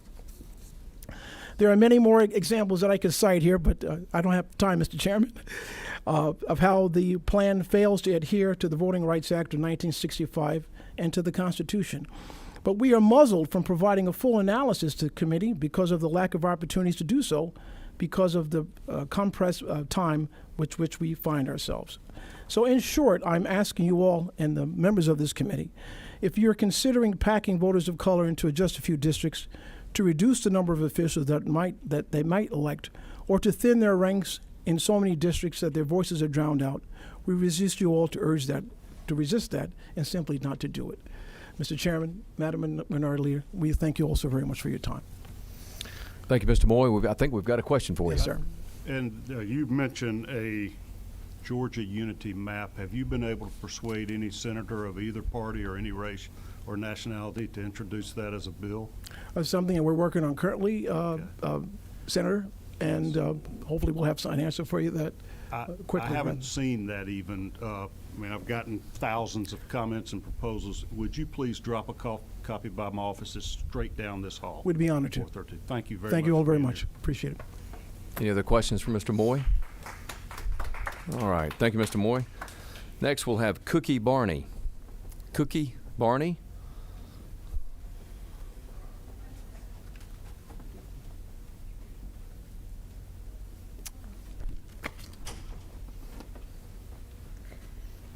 Good afternoon. Good afternoon. I am Cookie Barney, a representative of the CSRA, League of Women Voters. We're a nonpartisan organization who believes in promoting voter advocacy and the rights of women and all people to participate in the process and to have their voices heard. I wanted to begin with a quote by Queen Elizabeth. What leaders do for the people of today is governing and politics. What they do for the people of tomorrow is statesmanship. All we're asking is for what is just, what is right, and what is fair to be done with the maps. Every day I wake up and I give thanks for being born in a place and in a time when my choices are my own. These maps take from us some of our choices. They diminish, for many of us, some of our opportunities. What we would like is you to take an extra moment, reconsider, be a bit more transparent, allow us to have a bit more of participation in the process. Thank you. Thank you, Ms. Barney. Kirkland Carden. Kirkland Carden.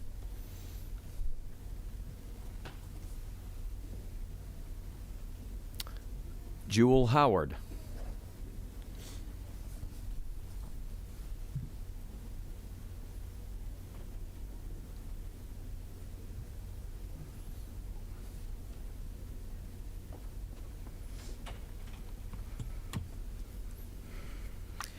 Good afternoon. My name is Jewel Howard. I'm the Civic Engagement Manager with 9 to 5, Winning Justice for Working Women.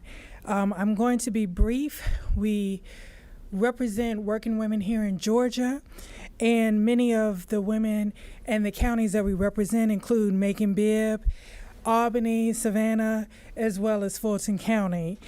Now, as everyone has already said, there's been a tremendous amount of growth in the state of Georgia, and with that, we want to make sure that as working women, women in these counties, women in the state of Georgia, have their voices heard. We have been at the hearings during the summer to make sure that there is transparency, and there has not been transparency when it has came to the maps. We want to make sure that the working women that are in Georgia have the representation that they need, and many of them are women of color. And they need that fair representation when it comes to paid leave, utilities, health care, child care, and many more things that affect their daily lives. I just want to ask that the committee make sure that these maps are fair, that there's transparency, that there is enough time for those in the community to be able to look at those maps, and to make sure that all citizens, not just some citizens of Georgia, are represented. Thank you. Thank you, ma'am.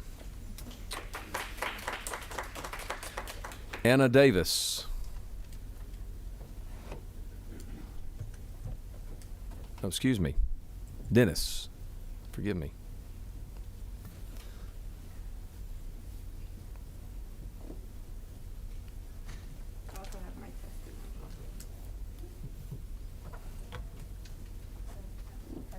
Sure, you can, if you'll just hand them to Senator Jones there, he can pass them around. Thank you.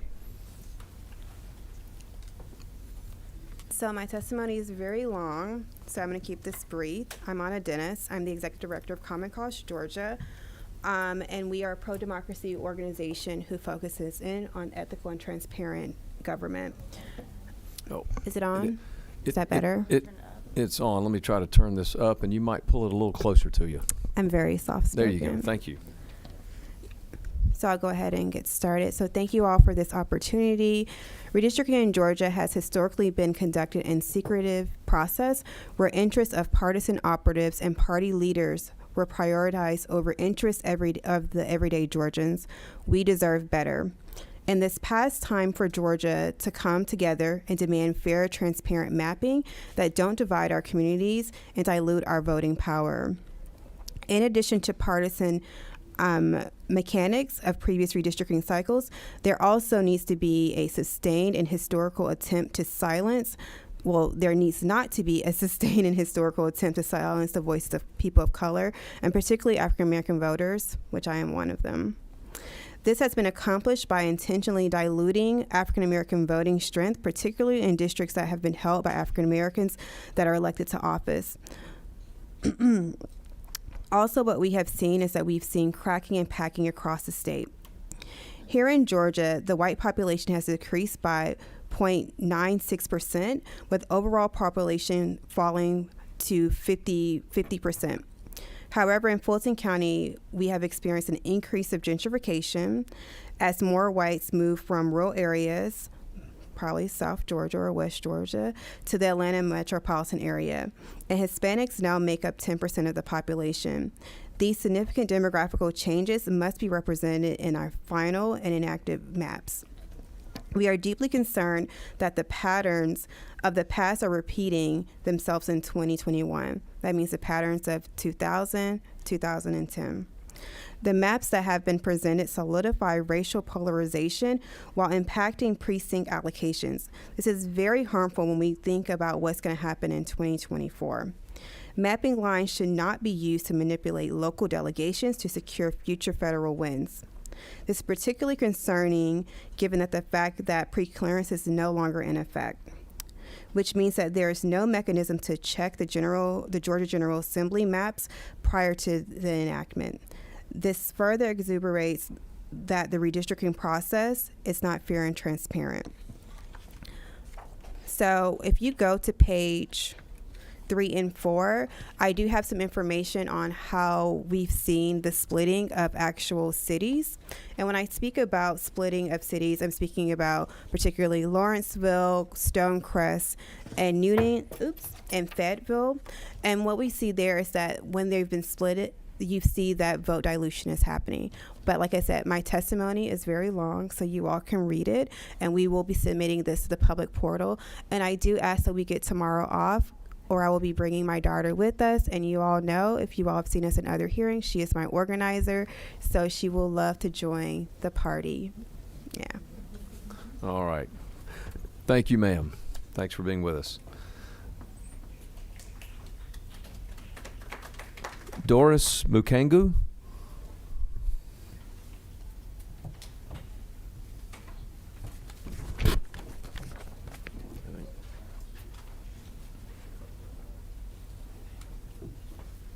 Doris, I'm sorry, I thought someone stood up and was heading up. Doris Mukangu. All right. David Garcia.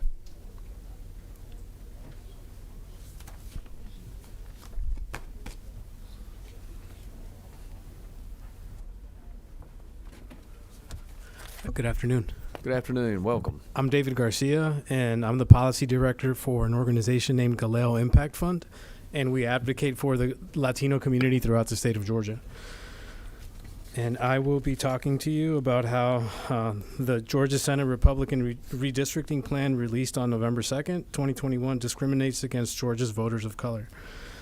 The redistricting plan released by the Senate Republicans on November 2nd, 2021 dilutes the voting strength of Georgia's voters of color in violation of Section 2 of the Voting Rights Act and illegally gerrymanders districts by cracking and packing populations of Georgians of color in an effort to prevent them from electing candidates of their choice. The Senate Republican plan unnecessarily packs Georgians of color in the 22 majority-minority districts it proposes. The average population of Georgians of color in the 22 majority-minority districts is 71.9%.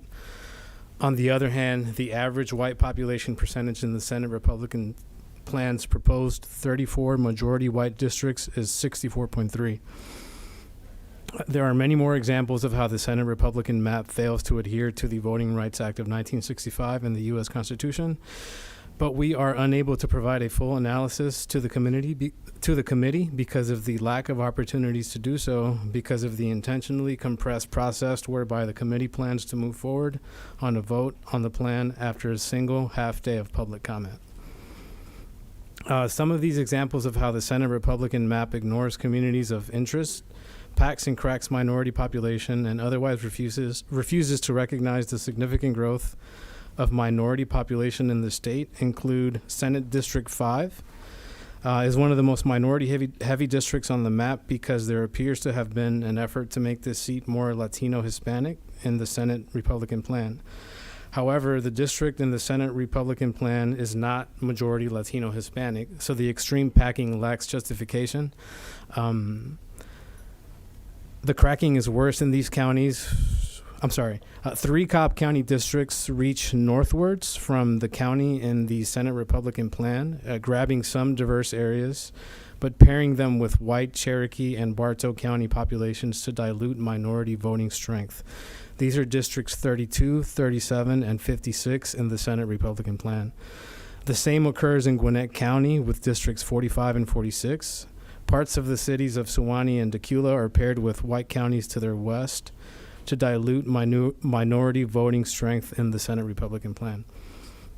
District 48 in the Republican plan appears to be drawn as an Asian American influence seat, but if fit is to achieve this goal, it must drop the white population in the northeast corner of Gwinnett County and add in areas with sizable Asian American percentages around Duluth to the south of Johns Creek. Thank you. Thank you.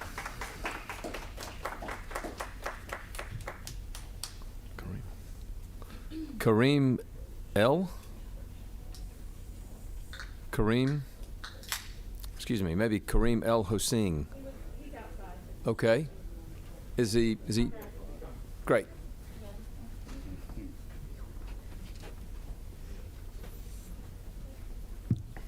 Good afternoon. Good afternoon. How are you guys? I'm well. Welcome. The floor is yours.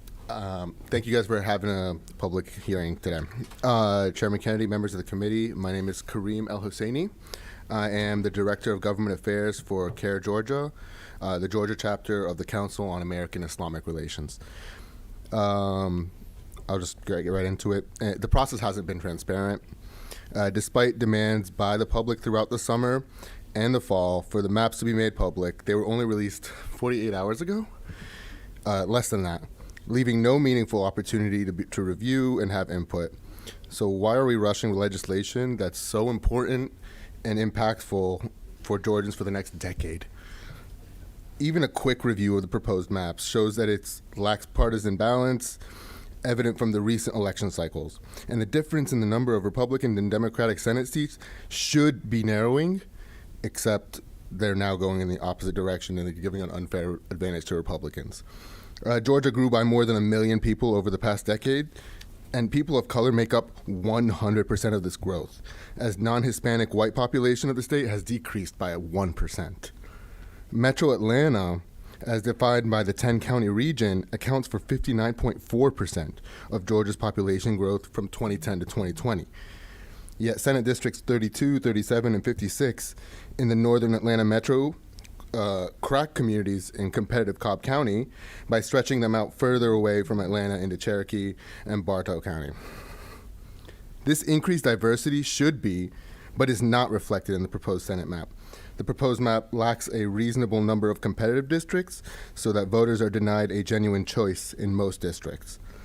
How did you determine how many majority-minority districts were required to be drawn to ensure compliance with Section 2 of the VRA?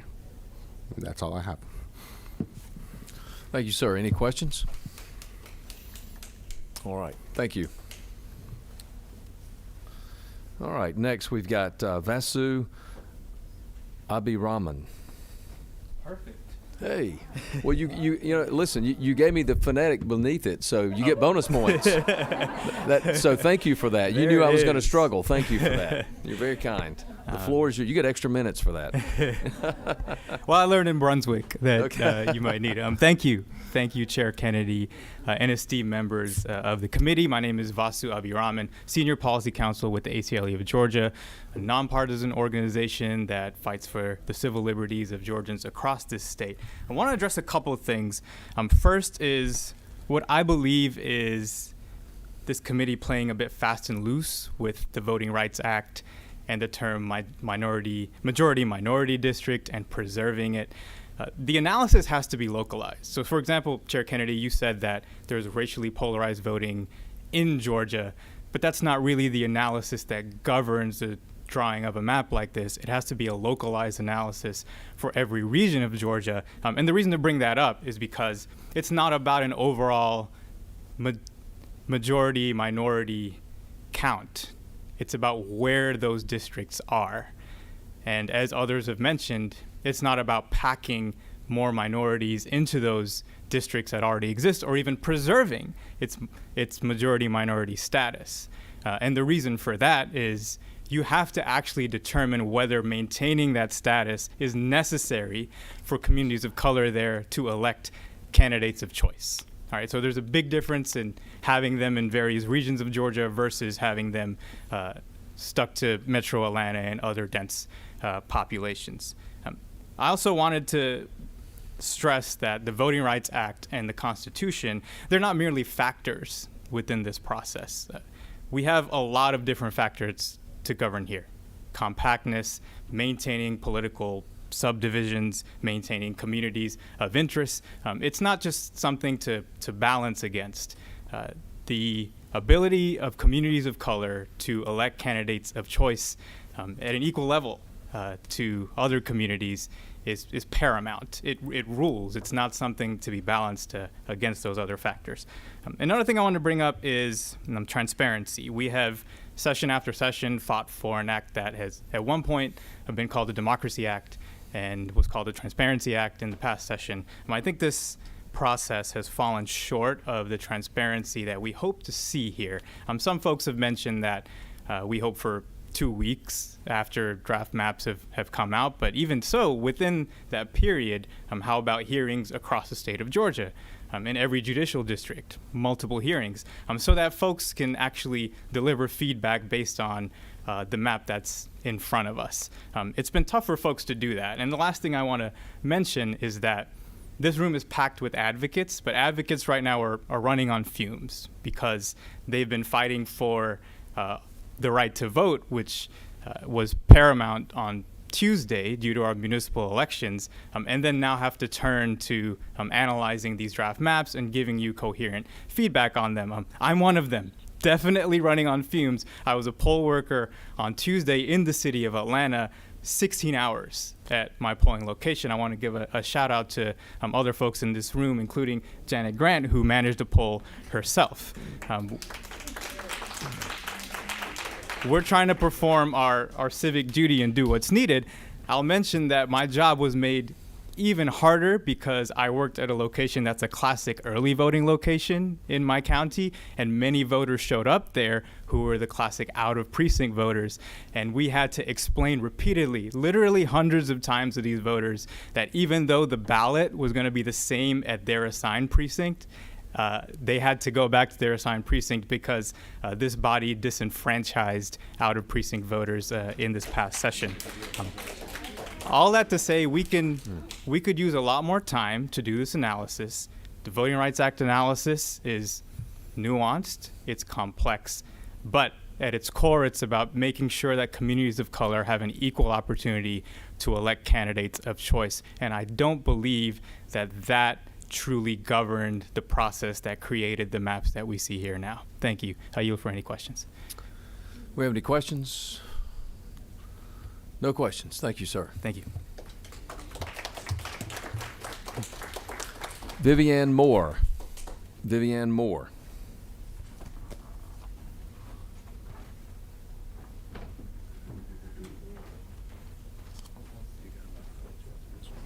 Yeah, we're going to 2032, so we're a little over halfway. But assuming everybody's here.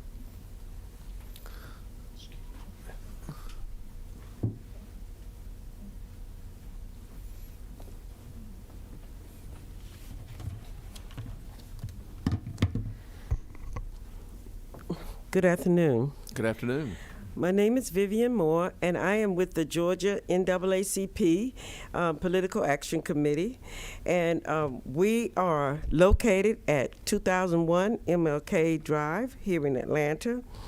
Our mission is to ensure that the political, educational, social, and economic equality and rights of all persons are eliminated, and racial hatred and discrimination. Our headquarters have been here in Georgia since 1917, so we hold a real presence in the state of Georgia. We have chapters throughout the rural area and metropolitan, and we want to make sure that we submitted a testimony and also the unity maps that were sent to you all.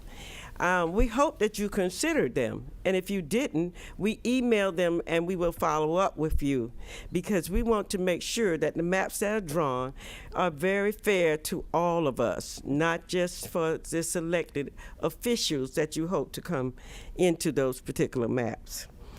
And so we want to make sure that you please take into consideration the communities of interest, and they are essential to protecting the rights of voters and allowing voters in the black population in 76 counties, which has increased since 2010. And they have been marked like Cobb, Clayton, Forsyth, Gwinnett, Henry County. All of those counties have increased in black population. We are nonpartisan, but we join together with our other civil rights organizations, such as the People's Agenda, Urban League, and the three of us have now gone together to put the maps together. So we hope that you got that.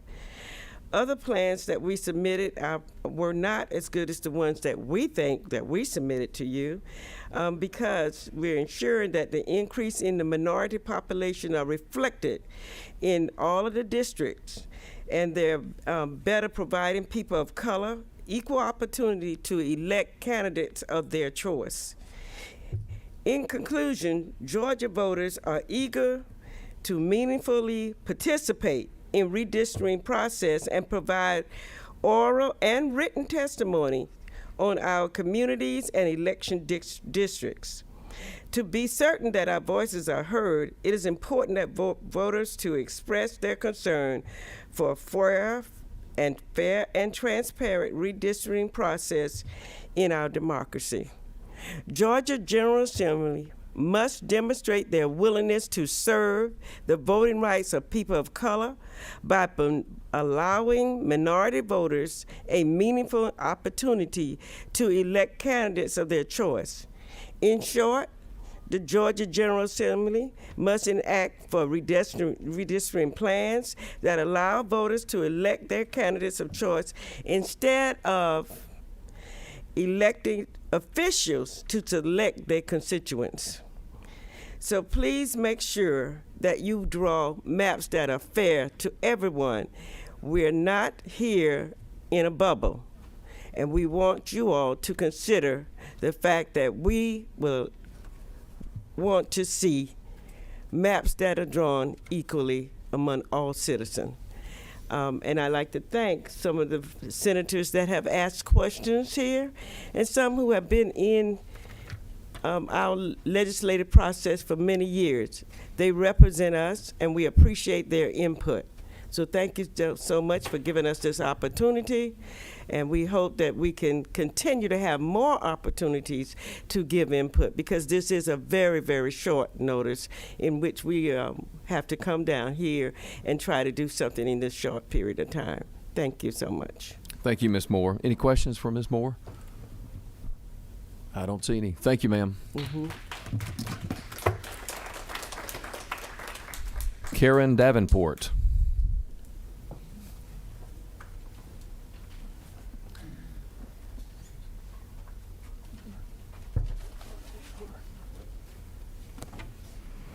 Good afternoon, Chairman Kennedy and the committee. My name is Karen Davenport, and right now in my life I volunteer sharing information with Fair Districts Georgia, trying to teach the world about gerrymandering and redistricting.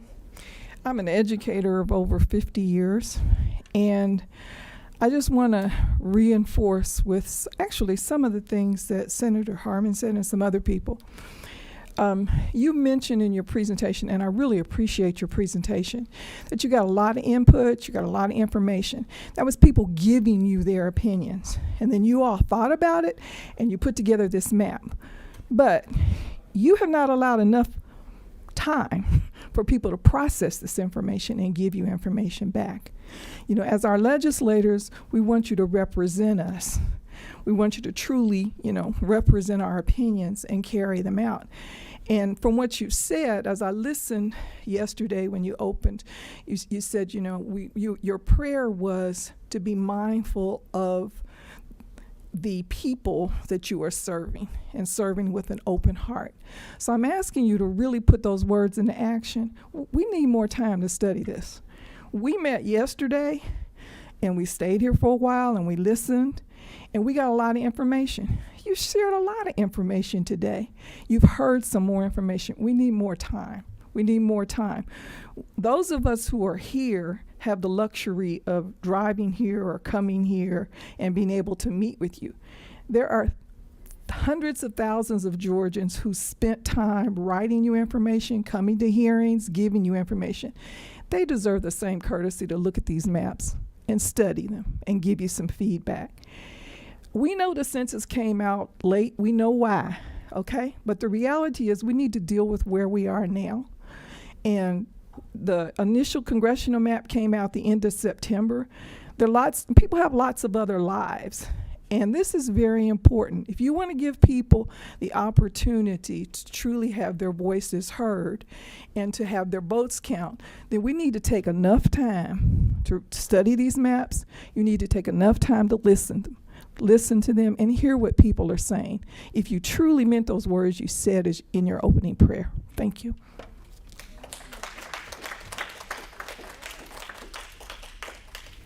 Thank you, Ms. Davenport. James Williams. James Williams.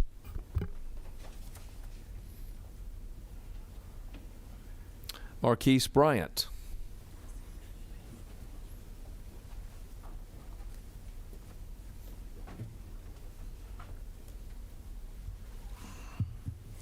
Hello, everyone. Thank you for the opportunity to speak today. My name is Marquise Bryant. I am the Atlanta Metro Regional Organizer for Black Voters Matter. We are a voting rights organization that truly believes that effective voting is people's opportunity to determine their own future. Today, I'm actually here to speak on behalf of our partners across Georgia. And more specifically, I'm here to speak for our partners at Delta Sigma Theta sorority, and also our partners at our partners from the Savannah alumni chapter. So this is what they wanted to address to you all. It has come to their attention that the Senate R&R committee announced that they will be taking public comments today on redistricting. This letter is to inform you that they strongly oppose your process. It is clearly irresponsible on part of your committee to engage in this process with no option to participate virtually due to the hurried presentation of the maps that are, as we believe, designed to be unfair and to be full of gerrymandering. You have failed the public with such actions that all Georgians are entitled to be a part of. Some legislators may have a personal agenda and do not want public involvement or engagement today. This public hearing is an attempt to shut out voters who may have not had the opportunity to respond to the maps presented. Please provide us and the public with the following answers to questions that are important to all Georgians. Do your maps propose to eliminate competitive seats and lock out voters from choosing their preferred candidates? Are your maps gerrymandered drafts? Will there be another opportunity to engage the public from every region, city, county, neighborhood, and district in the state of Georgia? Are your draft maps inclusive of Georgia's growth of people of color over the past decade, and is growth noted in your draft maps? Do your maps eliminate competitive seats to protect incumbents that will be the majority in the state Senate for the next 10 years?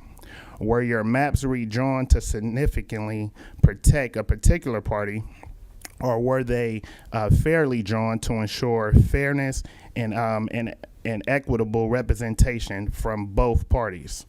Although most Georgians will not be available at this hearing, we ask respectfully that you receive this letter and ensure that it is a part of your record of our opposition to this public hearing. We believe it is unfair and not in the best interest of Georgia or its citizens. Respectfully submitted, Elaine Campbell, president of Savannah Alumni Chapter of Delta Sigma Theta, and Dr. Patricia M. Harris, who is the co-chair of the social action of Delta Sigma Phi Theta. Delta Sigma Theta sorority. Thank you. Thank you, Mr. Bryant. David Horton. Mr. David Horton.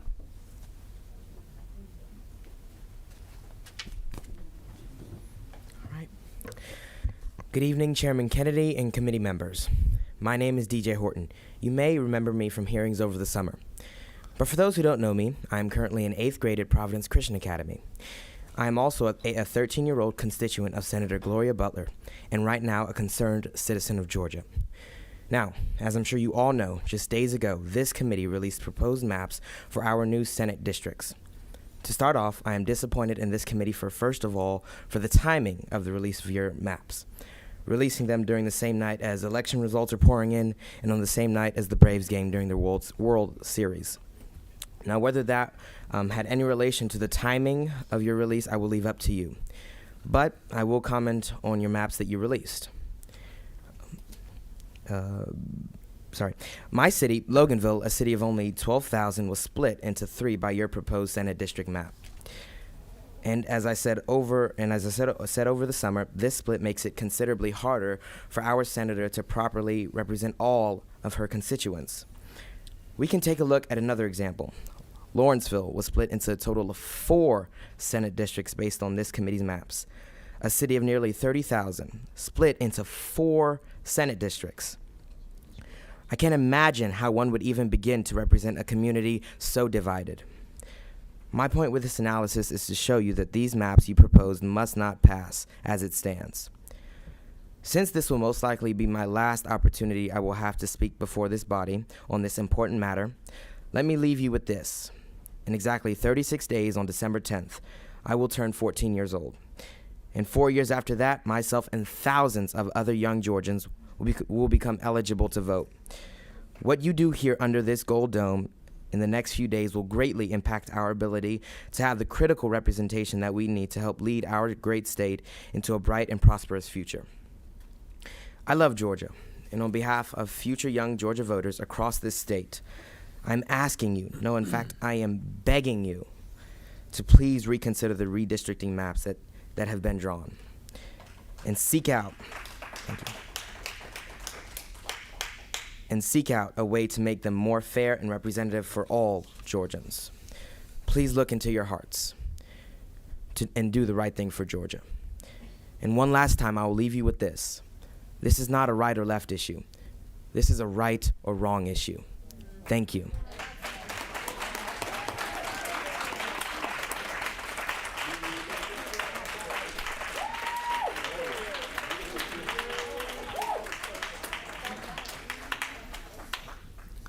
DJ, thank you for being here. I do remember you. I got to meet you the first time, and you came to numerous of our public hearings, and thank you for being here today. I just hope the Braves get that warm of a welcome.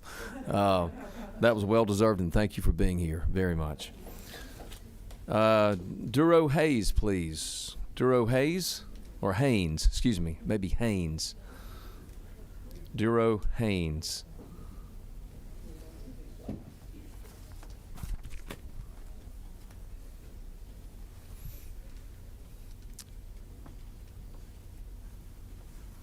Good afternoon, y'all. Good afternoon. Allow me to pull up my stuff right here. This is what in church they would call a testimonial. Good afternoon, Senators. Good afternoon, Mr. Chairman. Yes, sir. I stand here in front of y'all, in front of this committee as a resident of Georgia, as a resident of Henry County, my home. And I speak for my community when I say that this map fails us. In what world does it make sense for District, for example, 17, which encompasses the city of McDonough, to stretch up to Morgan County and leave a fellow city in Henry County out? Was my county not afforded the same luxury of not being split by district lines that other counties were? Logic fails me as I look at this map that y'all have presented us today. The only way that this makes rational sense, at least to me, is that this is a power grab. Here we are, a moment for reckoning. In your grasp is the opportunity to make Georgia, my home, y'all's home, their home, a bit more fair, a bit more democratic, and a bit more free. I implore you all as stewards of our democracy to seize this opportunity.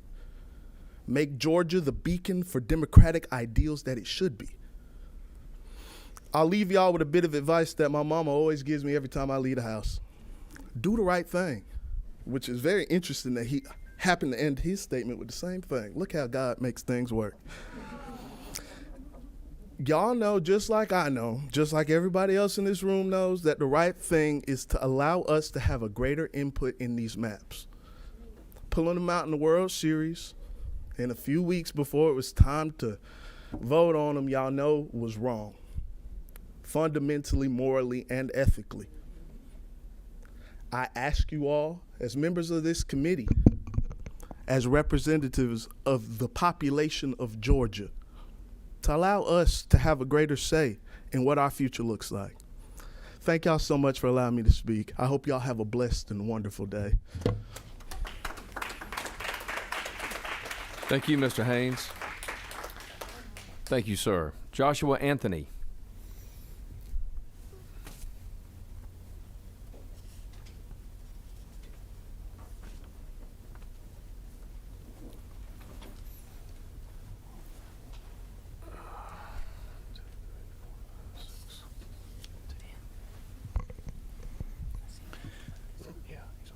Good afternoon, Mr. Chairman and committee. My name is Joshua Anthony. I am also a resident of Henry County. There's a lot of power in this one room. Every single elected official in this room tonight has the power to give and take away from every single one of these families, not only here today, but those that are at work and those that are at home. Redistricting is much more important than just drawing lines, calling it a day, after a few weeks of tours around Georgia and 2 hours of public comments. Every single line that was drawn and every word uttered by you all tonight will, in fact, affect every single Georgia for years to come. Many district lines in Georgia, in the state of Georgia, are splitting cities and neighborhoods into pieces. As a matter of fact, specifically, my county, Henry County, is being split 3 different ways, not only congressionally, but on the state Senate level. And it's all confined within the small walls of Henry County. And I find it pressing because most counties share very similar ideals, regardless of what the issue is. And so I find it interesting that it's being split in 3 different ways, represented by 3 different leaders, which will make it much more difficult to govern and find the issues that are important to the people. This is not only happening in my district, like you said, it's happening in 29 other districts. The proposed redistricting by many lawmakers is making that divide even more concrete. And the issue is that many minority voices will be overshadowed in the solidifying of this tri-split, not of only my county, but of other counties in the state of Georgia. I am speaking to you as a son of Georgia and the voice who stands with the people of Georgia. Do not rush this vote. Too many lives are at stake, and too many future lives are at stake. Deliberate, make common sense decisions that are fair to the people and that do not serve personal issues and personal interests. Thank you.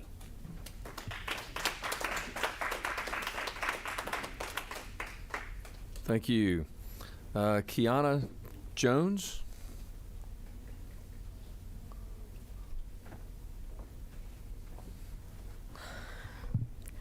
Good afternoon. My name is Kiana Jones. I am 42 years old, born and raised here in Atlanta, Georgia, East Atlanta, Zone 6 to be exact. And the first thing I want to do is just thank the members of this committee. I want to thank, actually, you know what, let me thank the people who came out here to give testimony, because it's really about us. And in particular, I want to thank David, Duro, and Joshua, because you young men are not only our ancestors' wildest dreams, but you are their worst nightmares, because it's young, educated black men whom they seek to preclude from a public office like this by redrawing these maps. I dare not mention the name of any organization that I represent or affiliate with, because I don't want to embarrass anybody, because these thoughts and opinions are my own and my own alone. Now, the young man who wanted to know so much about New Jersey, I really wish that you would stay right there, because I lived in New Jersey for 20 years. I just moved back home last year. And let me tell you what New Jersey has, because you want to know so much about New Jersey. New Jersey has an Open Public Meetings and Open Public Records Act that is the envy of this country. New Jersey requires that notices for meetings like this be given not only online, but in print. And if it's a special meeting, you have to give at least 48 hours notice, and you have to provide for public comment, public participation by as many means possible.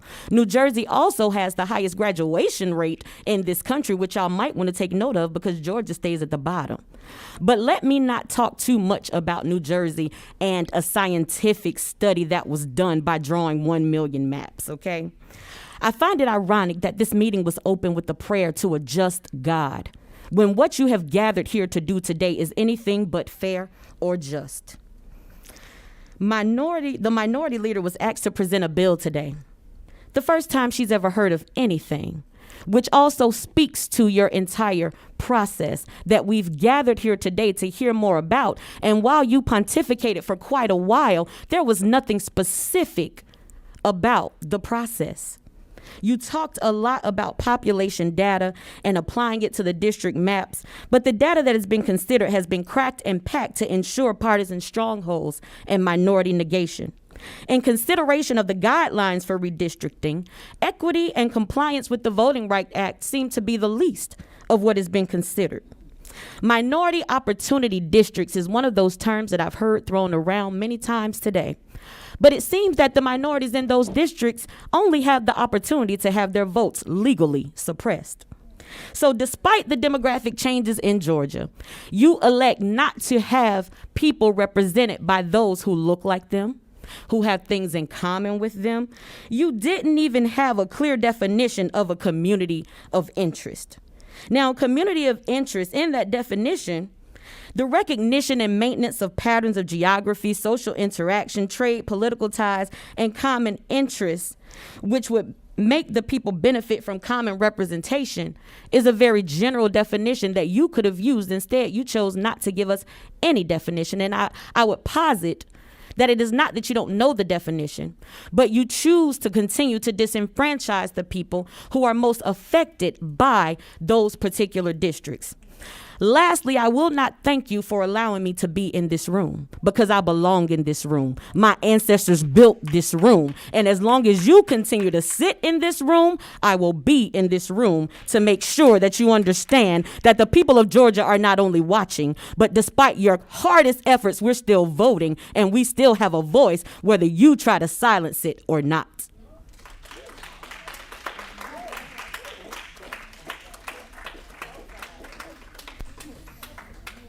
Hannah J.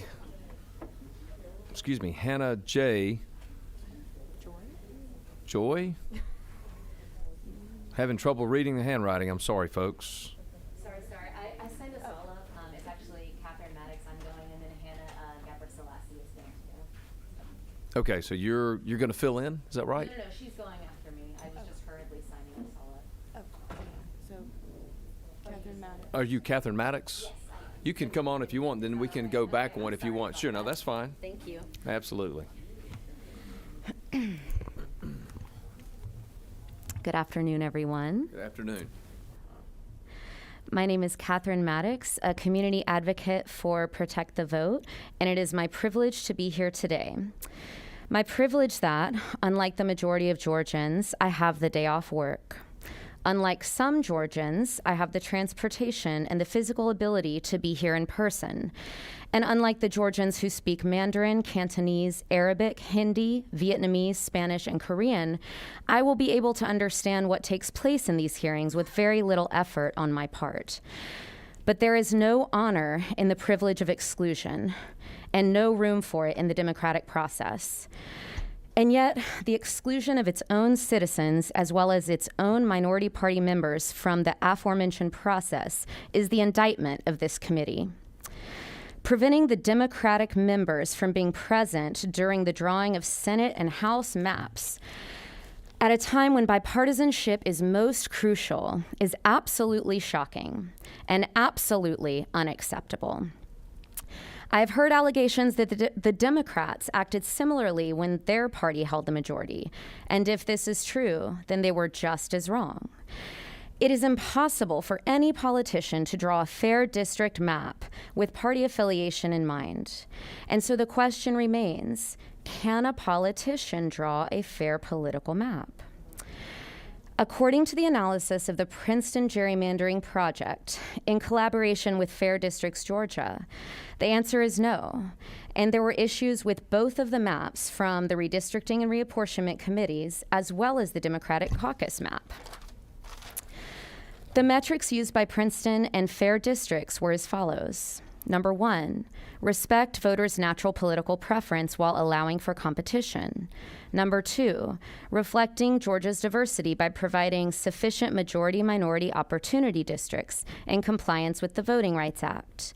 Number 3, honoring communities of interests. The opaqueness of this committee's process requires Georgia citizens to take your word for it. using the Georgia Constitution, a dynamic living and breathing document, which many of us have asked to be amended so that an independent commission can oversee the redistricting process, as a static document to instead be followed as it stands is not reassuring.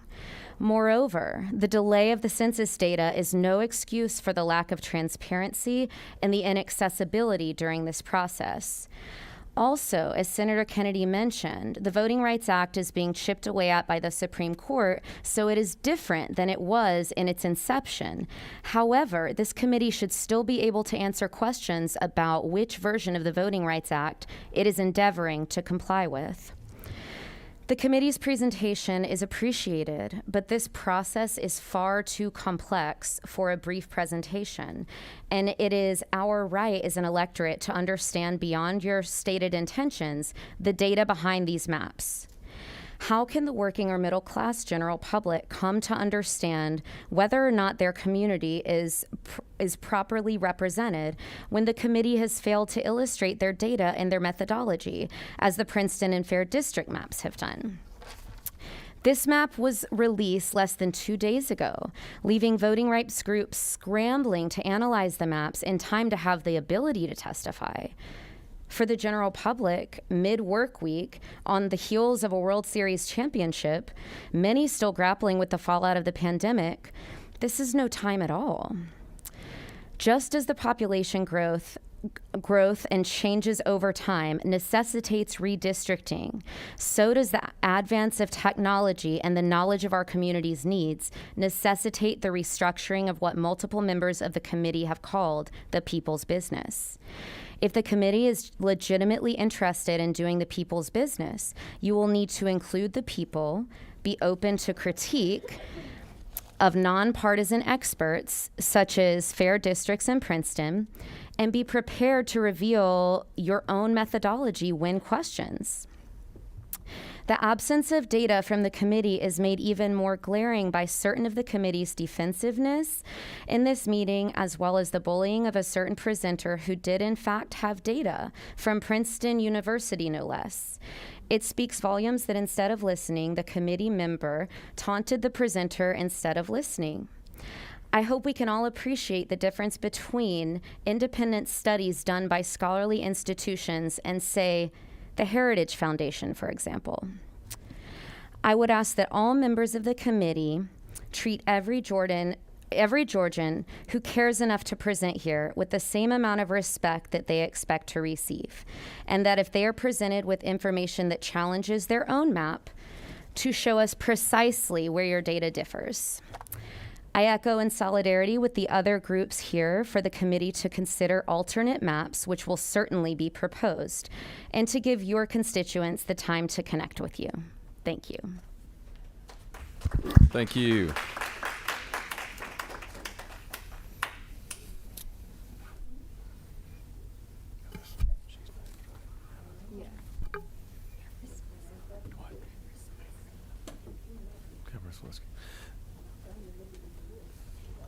Yes, ma'am. Please come forward.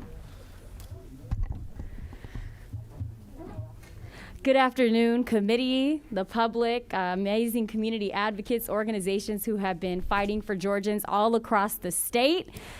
I don't know if I'm thrilled to be here right now because of what's going on, but I will say thank you all for coordinating this opportunity for us to be able to voice what our concerns are and see how we can work together to address them.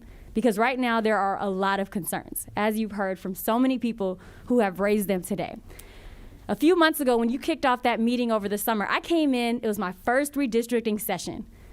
A 30-year-old black woman raised in Georgia, excited to get civically engaged and involved in the process. And what I saw, unfortunately, was a lot of disappointment from community members and from people like myself.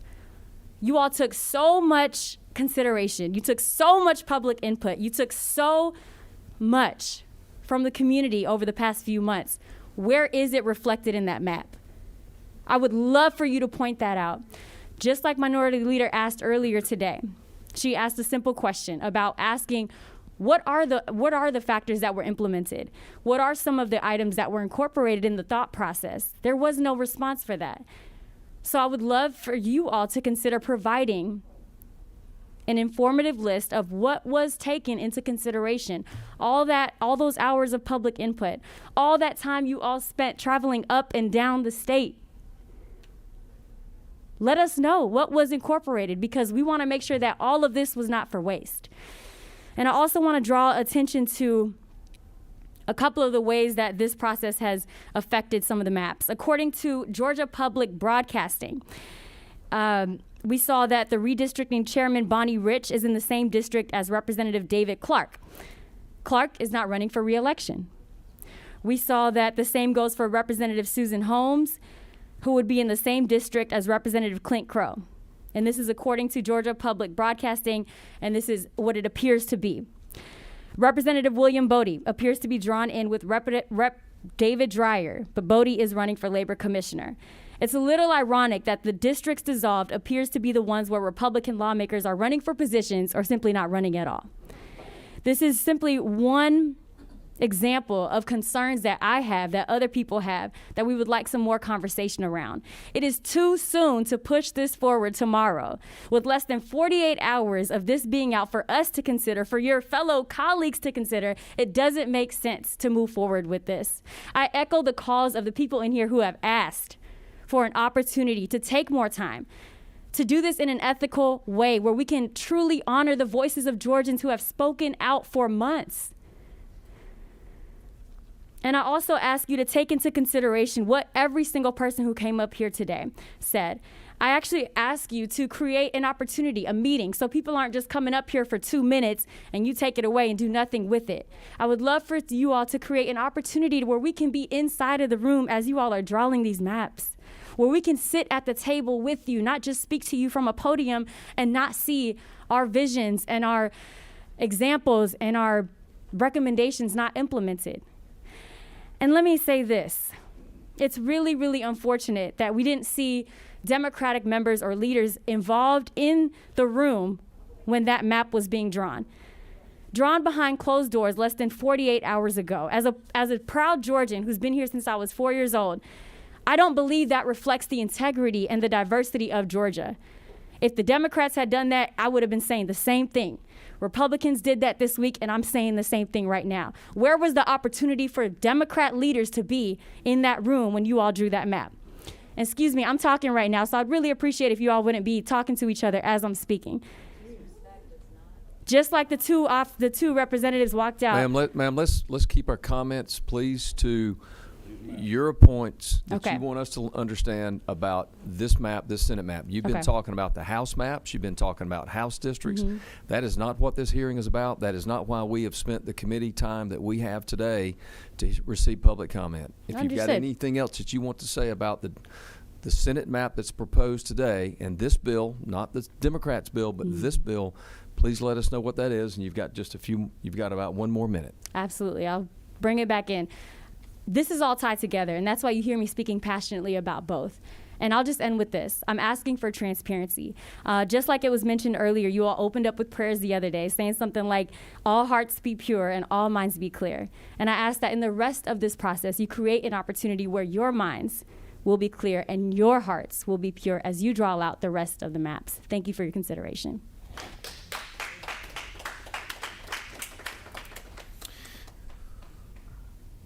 Margie Kylstra, and I think I've not pronounced that correctly. Forgive me.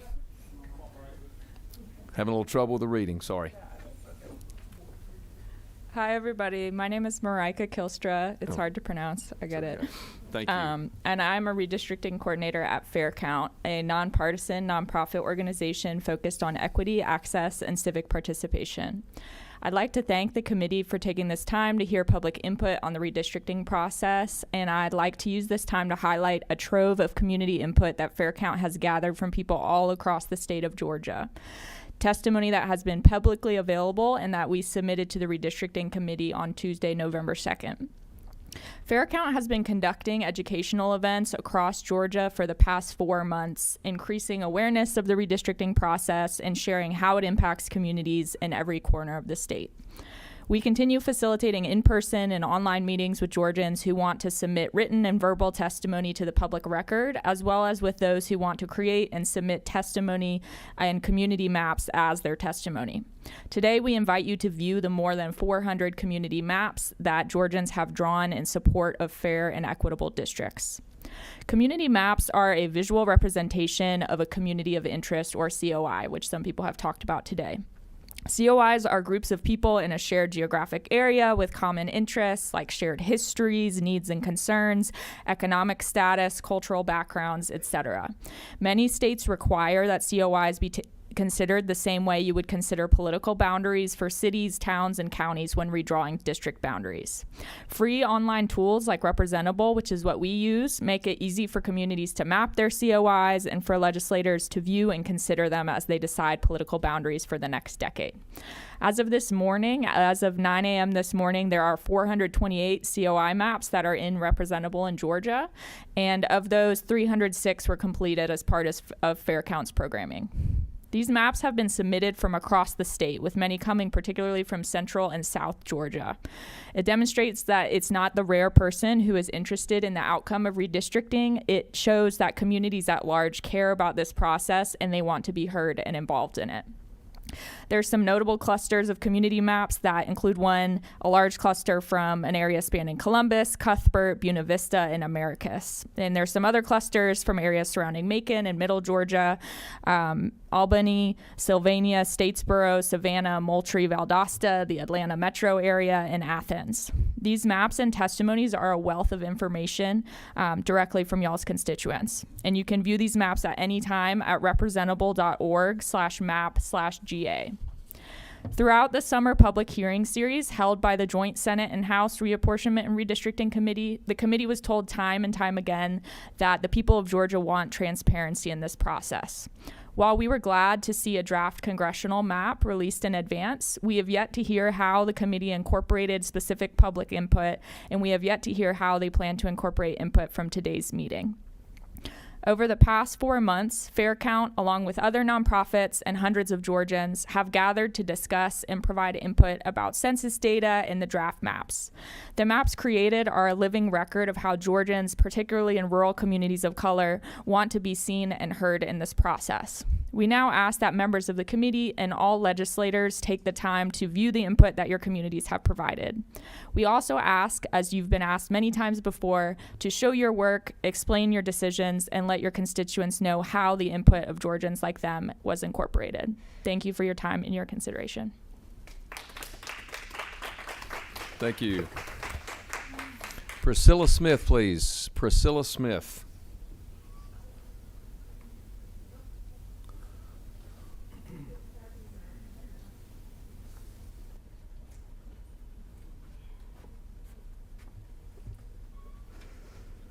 Let me see if I can see it. There we go.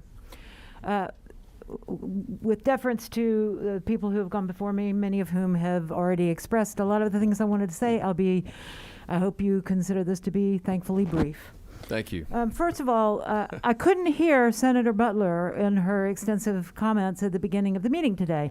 I certainly hope that it made it to the video recording because I want to know what she said. I understand also that meetings were held where the actual lines were drawn that were exclusive of any democratic representation. Is that correct? That the lines were drawn by only Republicans, even though there's a small minority of Democrats on this committee? Is that true? Well, I'll find out. I'd like to also encourage you all to pay attention to the kind of belittling attitude has been expressed talking about Princeton, New Jersey. We're not talking about Princeton, New Jersey. We're talking about an esteemed educational institution that is utilizing data.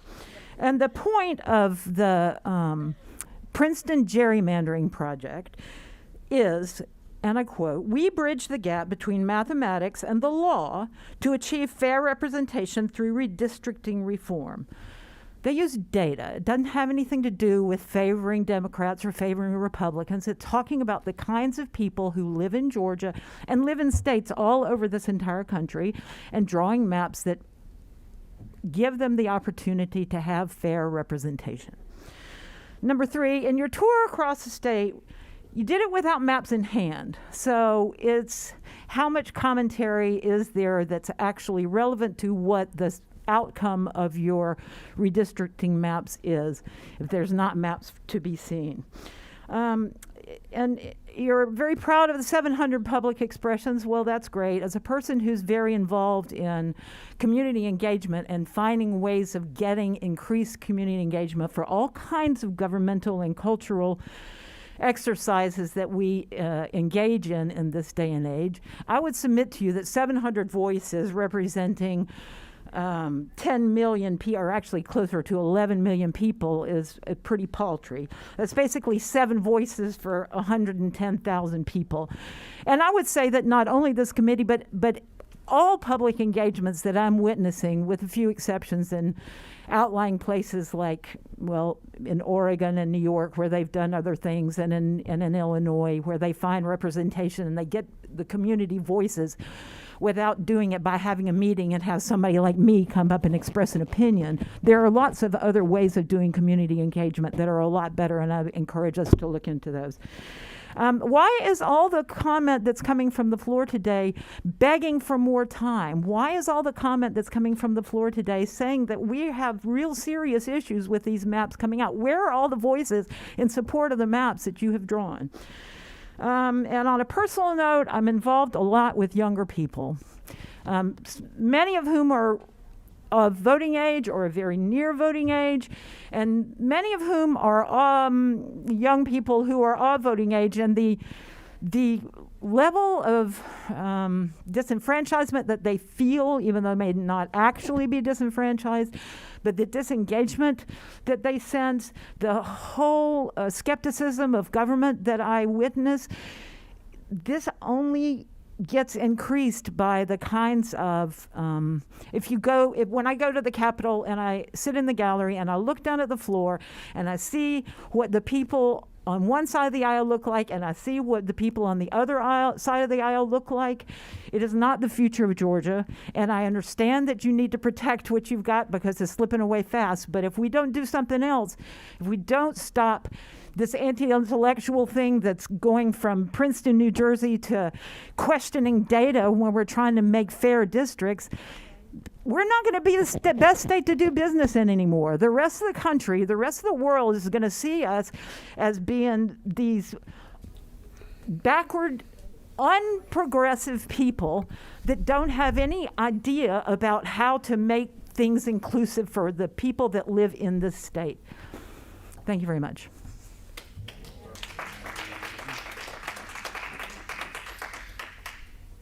Daquan Ford. Daquan Ford.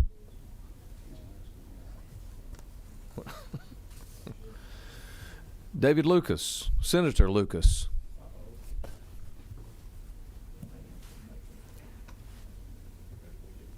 Yeah, you know, he's nowhere. Chairman Council. Thank you, Senators. Yes, sir. I'm here because of the voters of District 26. My understanding prior to it, I had meant to try to talk to the chairman, but ended up in the hospital, so I didn't get a chance to deal with the committee. In its fix, it needed 29,171 people according to the census data. The committee's fix to it was to take 18,000 folks that were in Jones County in the 26 that represented roughly about 3,700 black voters, removed it, and took East Macon 3, the precinct next to the precinct that I vote in, and moved it to the 25th.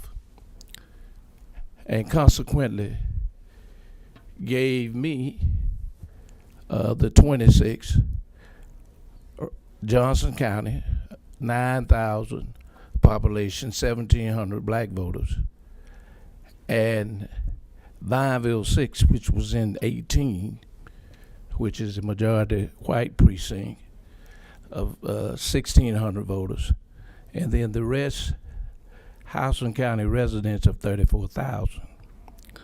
Well, in that process, 40% of the Houston County residents don't even meet VAP, which means they don't even meet the vote age population. The other part is when you talk about community of interest in the 26, the black communities, which is Village Green, Camp Hope, Jones County is part of the 21st century, which deals with Warner Robins Air Force Base and Bragg, which is part of the Macon community. So basically what you did in the fix was to take the predominantly black precincts out of the 26 with 34,000 Houston County residents, and then send the 26 80 miles southeast to Johnson County with a population of 9,000 and black voter registration of 1,700. I think you need to look at it. Now, under Section 5 of the Voting Rights Act, it says that you cannot submit a plan that is regressive. That means that plan is worse than the version of the plan that was prior to. So I would suggest that you probably take a look at it, even though I'm the senator from that district, but I'm speaking on behalf of the voters who have just been disenfranchised in a district where their vote determines who that senator will be.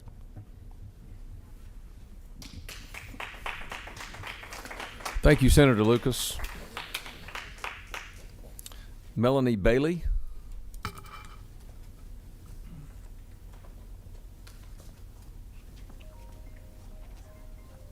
Melanie Bailey.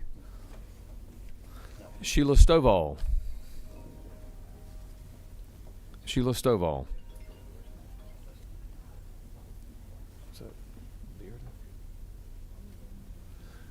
Bearda Jackson? Burdell Jackson, sorry. Mr. Jackson.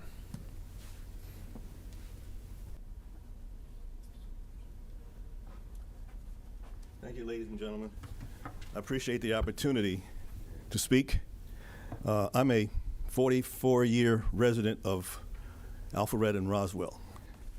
And during that 44-year period, I've only moved twice, but I've been in 3 different senatorial districts. The last one is Senator Beach. But I look around, and Senator Beach's district has been moved to the west of where I live. And the entire, well, 3/4 of Cherokee County has now been placed into the district that I live in, like Waleska, Ball Ground. I live in Alpharetta. I got no tie to anybody in those areas. You talk about a community of integrity. That's not a community of integrity. Not with the people in Ball Ground. I have no disrespect for them. I own property in Jasper. But when I drive through those areas, we have nothing in common. Nothing in common. And they came to Forsyth County when they had the South Forsyth High School meeting, and they expressed views that were completely different than those of my community. So I've also noticed that each one of these districts, the 56, the 21st, and the 42nd districts that are contiguous to where I live have all been moved into, or they've added Republican-leaning areas to those districts to keep all 3 of those folks with Republican majorities, while putting a 14th district dead in the middle of Roswell and Alpharetta. So what you've done is you packed in a district with more folks since the 2010 census, but given Brandon Beach doesn't know, he doesn't even know where Cherokee County is. I mean, Waleska. I'm just saying, I've known Brandon for a long time, and Cherokee County doesn't have anything to do because he's head of the North Fulton Community Development Association. So he's not going to even advocate for anybody in Cherokee County. So you're just making these guys safe. That's what you're doing. You're making them safe, and you got this district right in the middle of Roswell and Alpharetta that has shown tremendous growth. But you give us a packed district. But I just want my district to stay like it is. I didn't have a problem with Brandon as long as he was advocating for transportation. But these folks in Cherokee County don't want to do anything with transportation. The problem is the folks that live in these areas depend on people who don't drive cars to get to these businesses. So they got to have public transportation. And I speak from authority because I worked for the Georgia DOT for 44 years as a consultant. So I've watched this whole system get developed, MARTA as well. So you've got people that have different, disparate views of how they want their community run. You just gave Brandon a whole bunch of folks to keep him in office while giving me a district that has most of my constituents and friends packed in the same area. So you're protecting those areas that are contiguous to where I live, and I haven't moved yet, but I've been represented by 3 different people in my time in that area. So I just want you to consider rewriting or redrawing these districts, because I'm a civil engineer and I know a whole lot about maps, and these ain't working. These are not working. Thank you. Mr. Jackson, thank you. We've got a question for you. Sure. I just really wanted to make a comment or two. Since you were DOT, you remember Senator Beach served on the DOT for some time. I was a consultant to DOT, and I was one of the people that recommended that Brandon get that job. And he did a fine job with it, and he is probably the biggest advocate for mass transit in the Georgia State Senate, certainly in the Republican caucus, and has filed numerous bills trying to accomplish your passion. I don't know that he wants to move any further north, but you just heard the discussions that the population in Atlanta's grown so much. You have to have 191,000 people per district, so it's forcing these suburban districts north, either against their will or not. And the other thing I want to clear up, Senator Beach has been in the Senate 8 years, and Cherokee County's been in his district all 8 of those years. Not all of it. Not all of it. You look at the map. I know not all of it. Don't act like he's a stranger to Cherokee County. I'm not acting like he's a stranger. Look, misstate things like that, because he has very well represented that county for 8 years. He will have a larger portion of it. But the other difference is you go south, where are you going to put those voters? They have to go somewhere to have the equal number of districts. So I just wanted you to understand that that's what's going on with a lot of this northern migration of districts. You see how large the South Georgia ones are? They're all the same number of people. Well, I understand that because there's nobody down there. They're all moving to the northern districts. Which is why that's the point. I understand that. So I appreciate what you're saying. And also, all the mayors of those communities that were carved out of unincorporated North Fulton County, Johns Creek, Milton, Sandy Springs, those were unincorporated areas. Because when I was in Alpharetta, Johns Creek was unincorporated Alpharetta. They made a town out of Johns Creek. And so I understand that. Stonecrest But those same people do not want public transit. Mayor Bodker and all these mayors of those same communities, Milton, they don't want public transportation. So I've been there a long time. I know too. So I'm just letting you know that I know. Thank you. All right. Thank you, Mr. Jackson. All right. We have now gone through the list of folks. I'm going to go back and call for a second time the people that I called the first time that didn't come forward. We're going to run through this quickly. Annette Higdon, Gloria Kalanko, Kirkland Carden, Doris Mukangu, James Williams, Daquan Ford, and Sheila Stovall. Okay.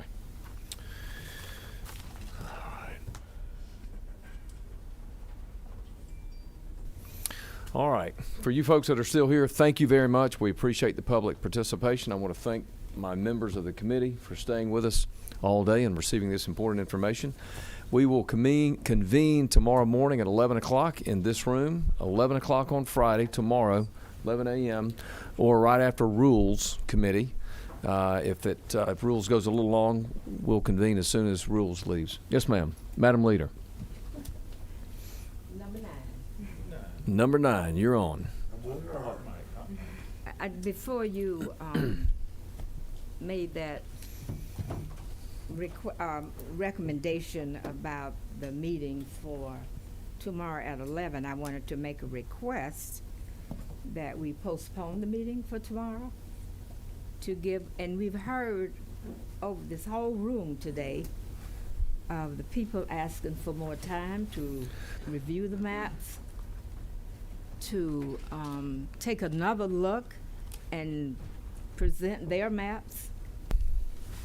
Senator Cowsett has asked one of the people that spoke for his map. I don't know if you can do that overnight and have some decision about maybe you want to change something on the map to accommodate the ones that are asking for more time. And also let the people go to the parade instead of coming here. Madam Leader, I appreciate the comments, appreciate the spirit in which they're offered. But as you know, the governor called us into special session for November 3rd. We're here to do the people's business. We can't postpone it just because of, with all due respect, the reasons that you suggested. We need to move forward. I have called these meetings. They are scheduled. We're going to continue to move forward on the schedule.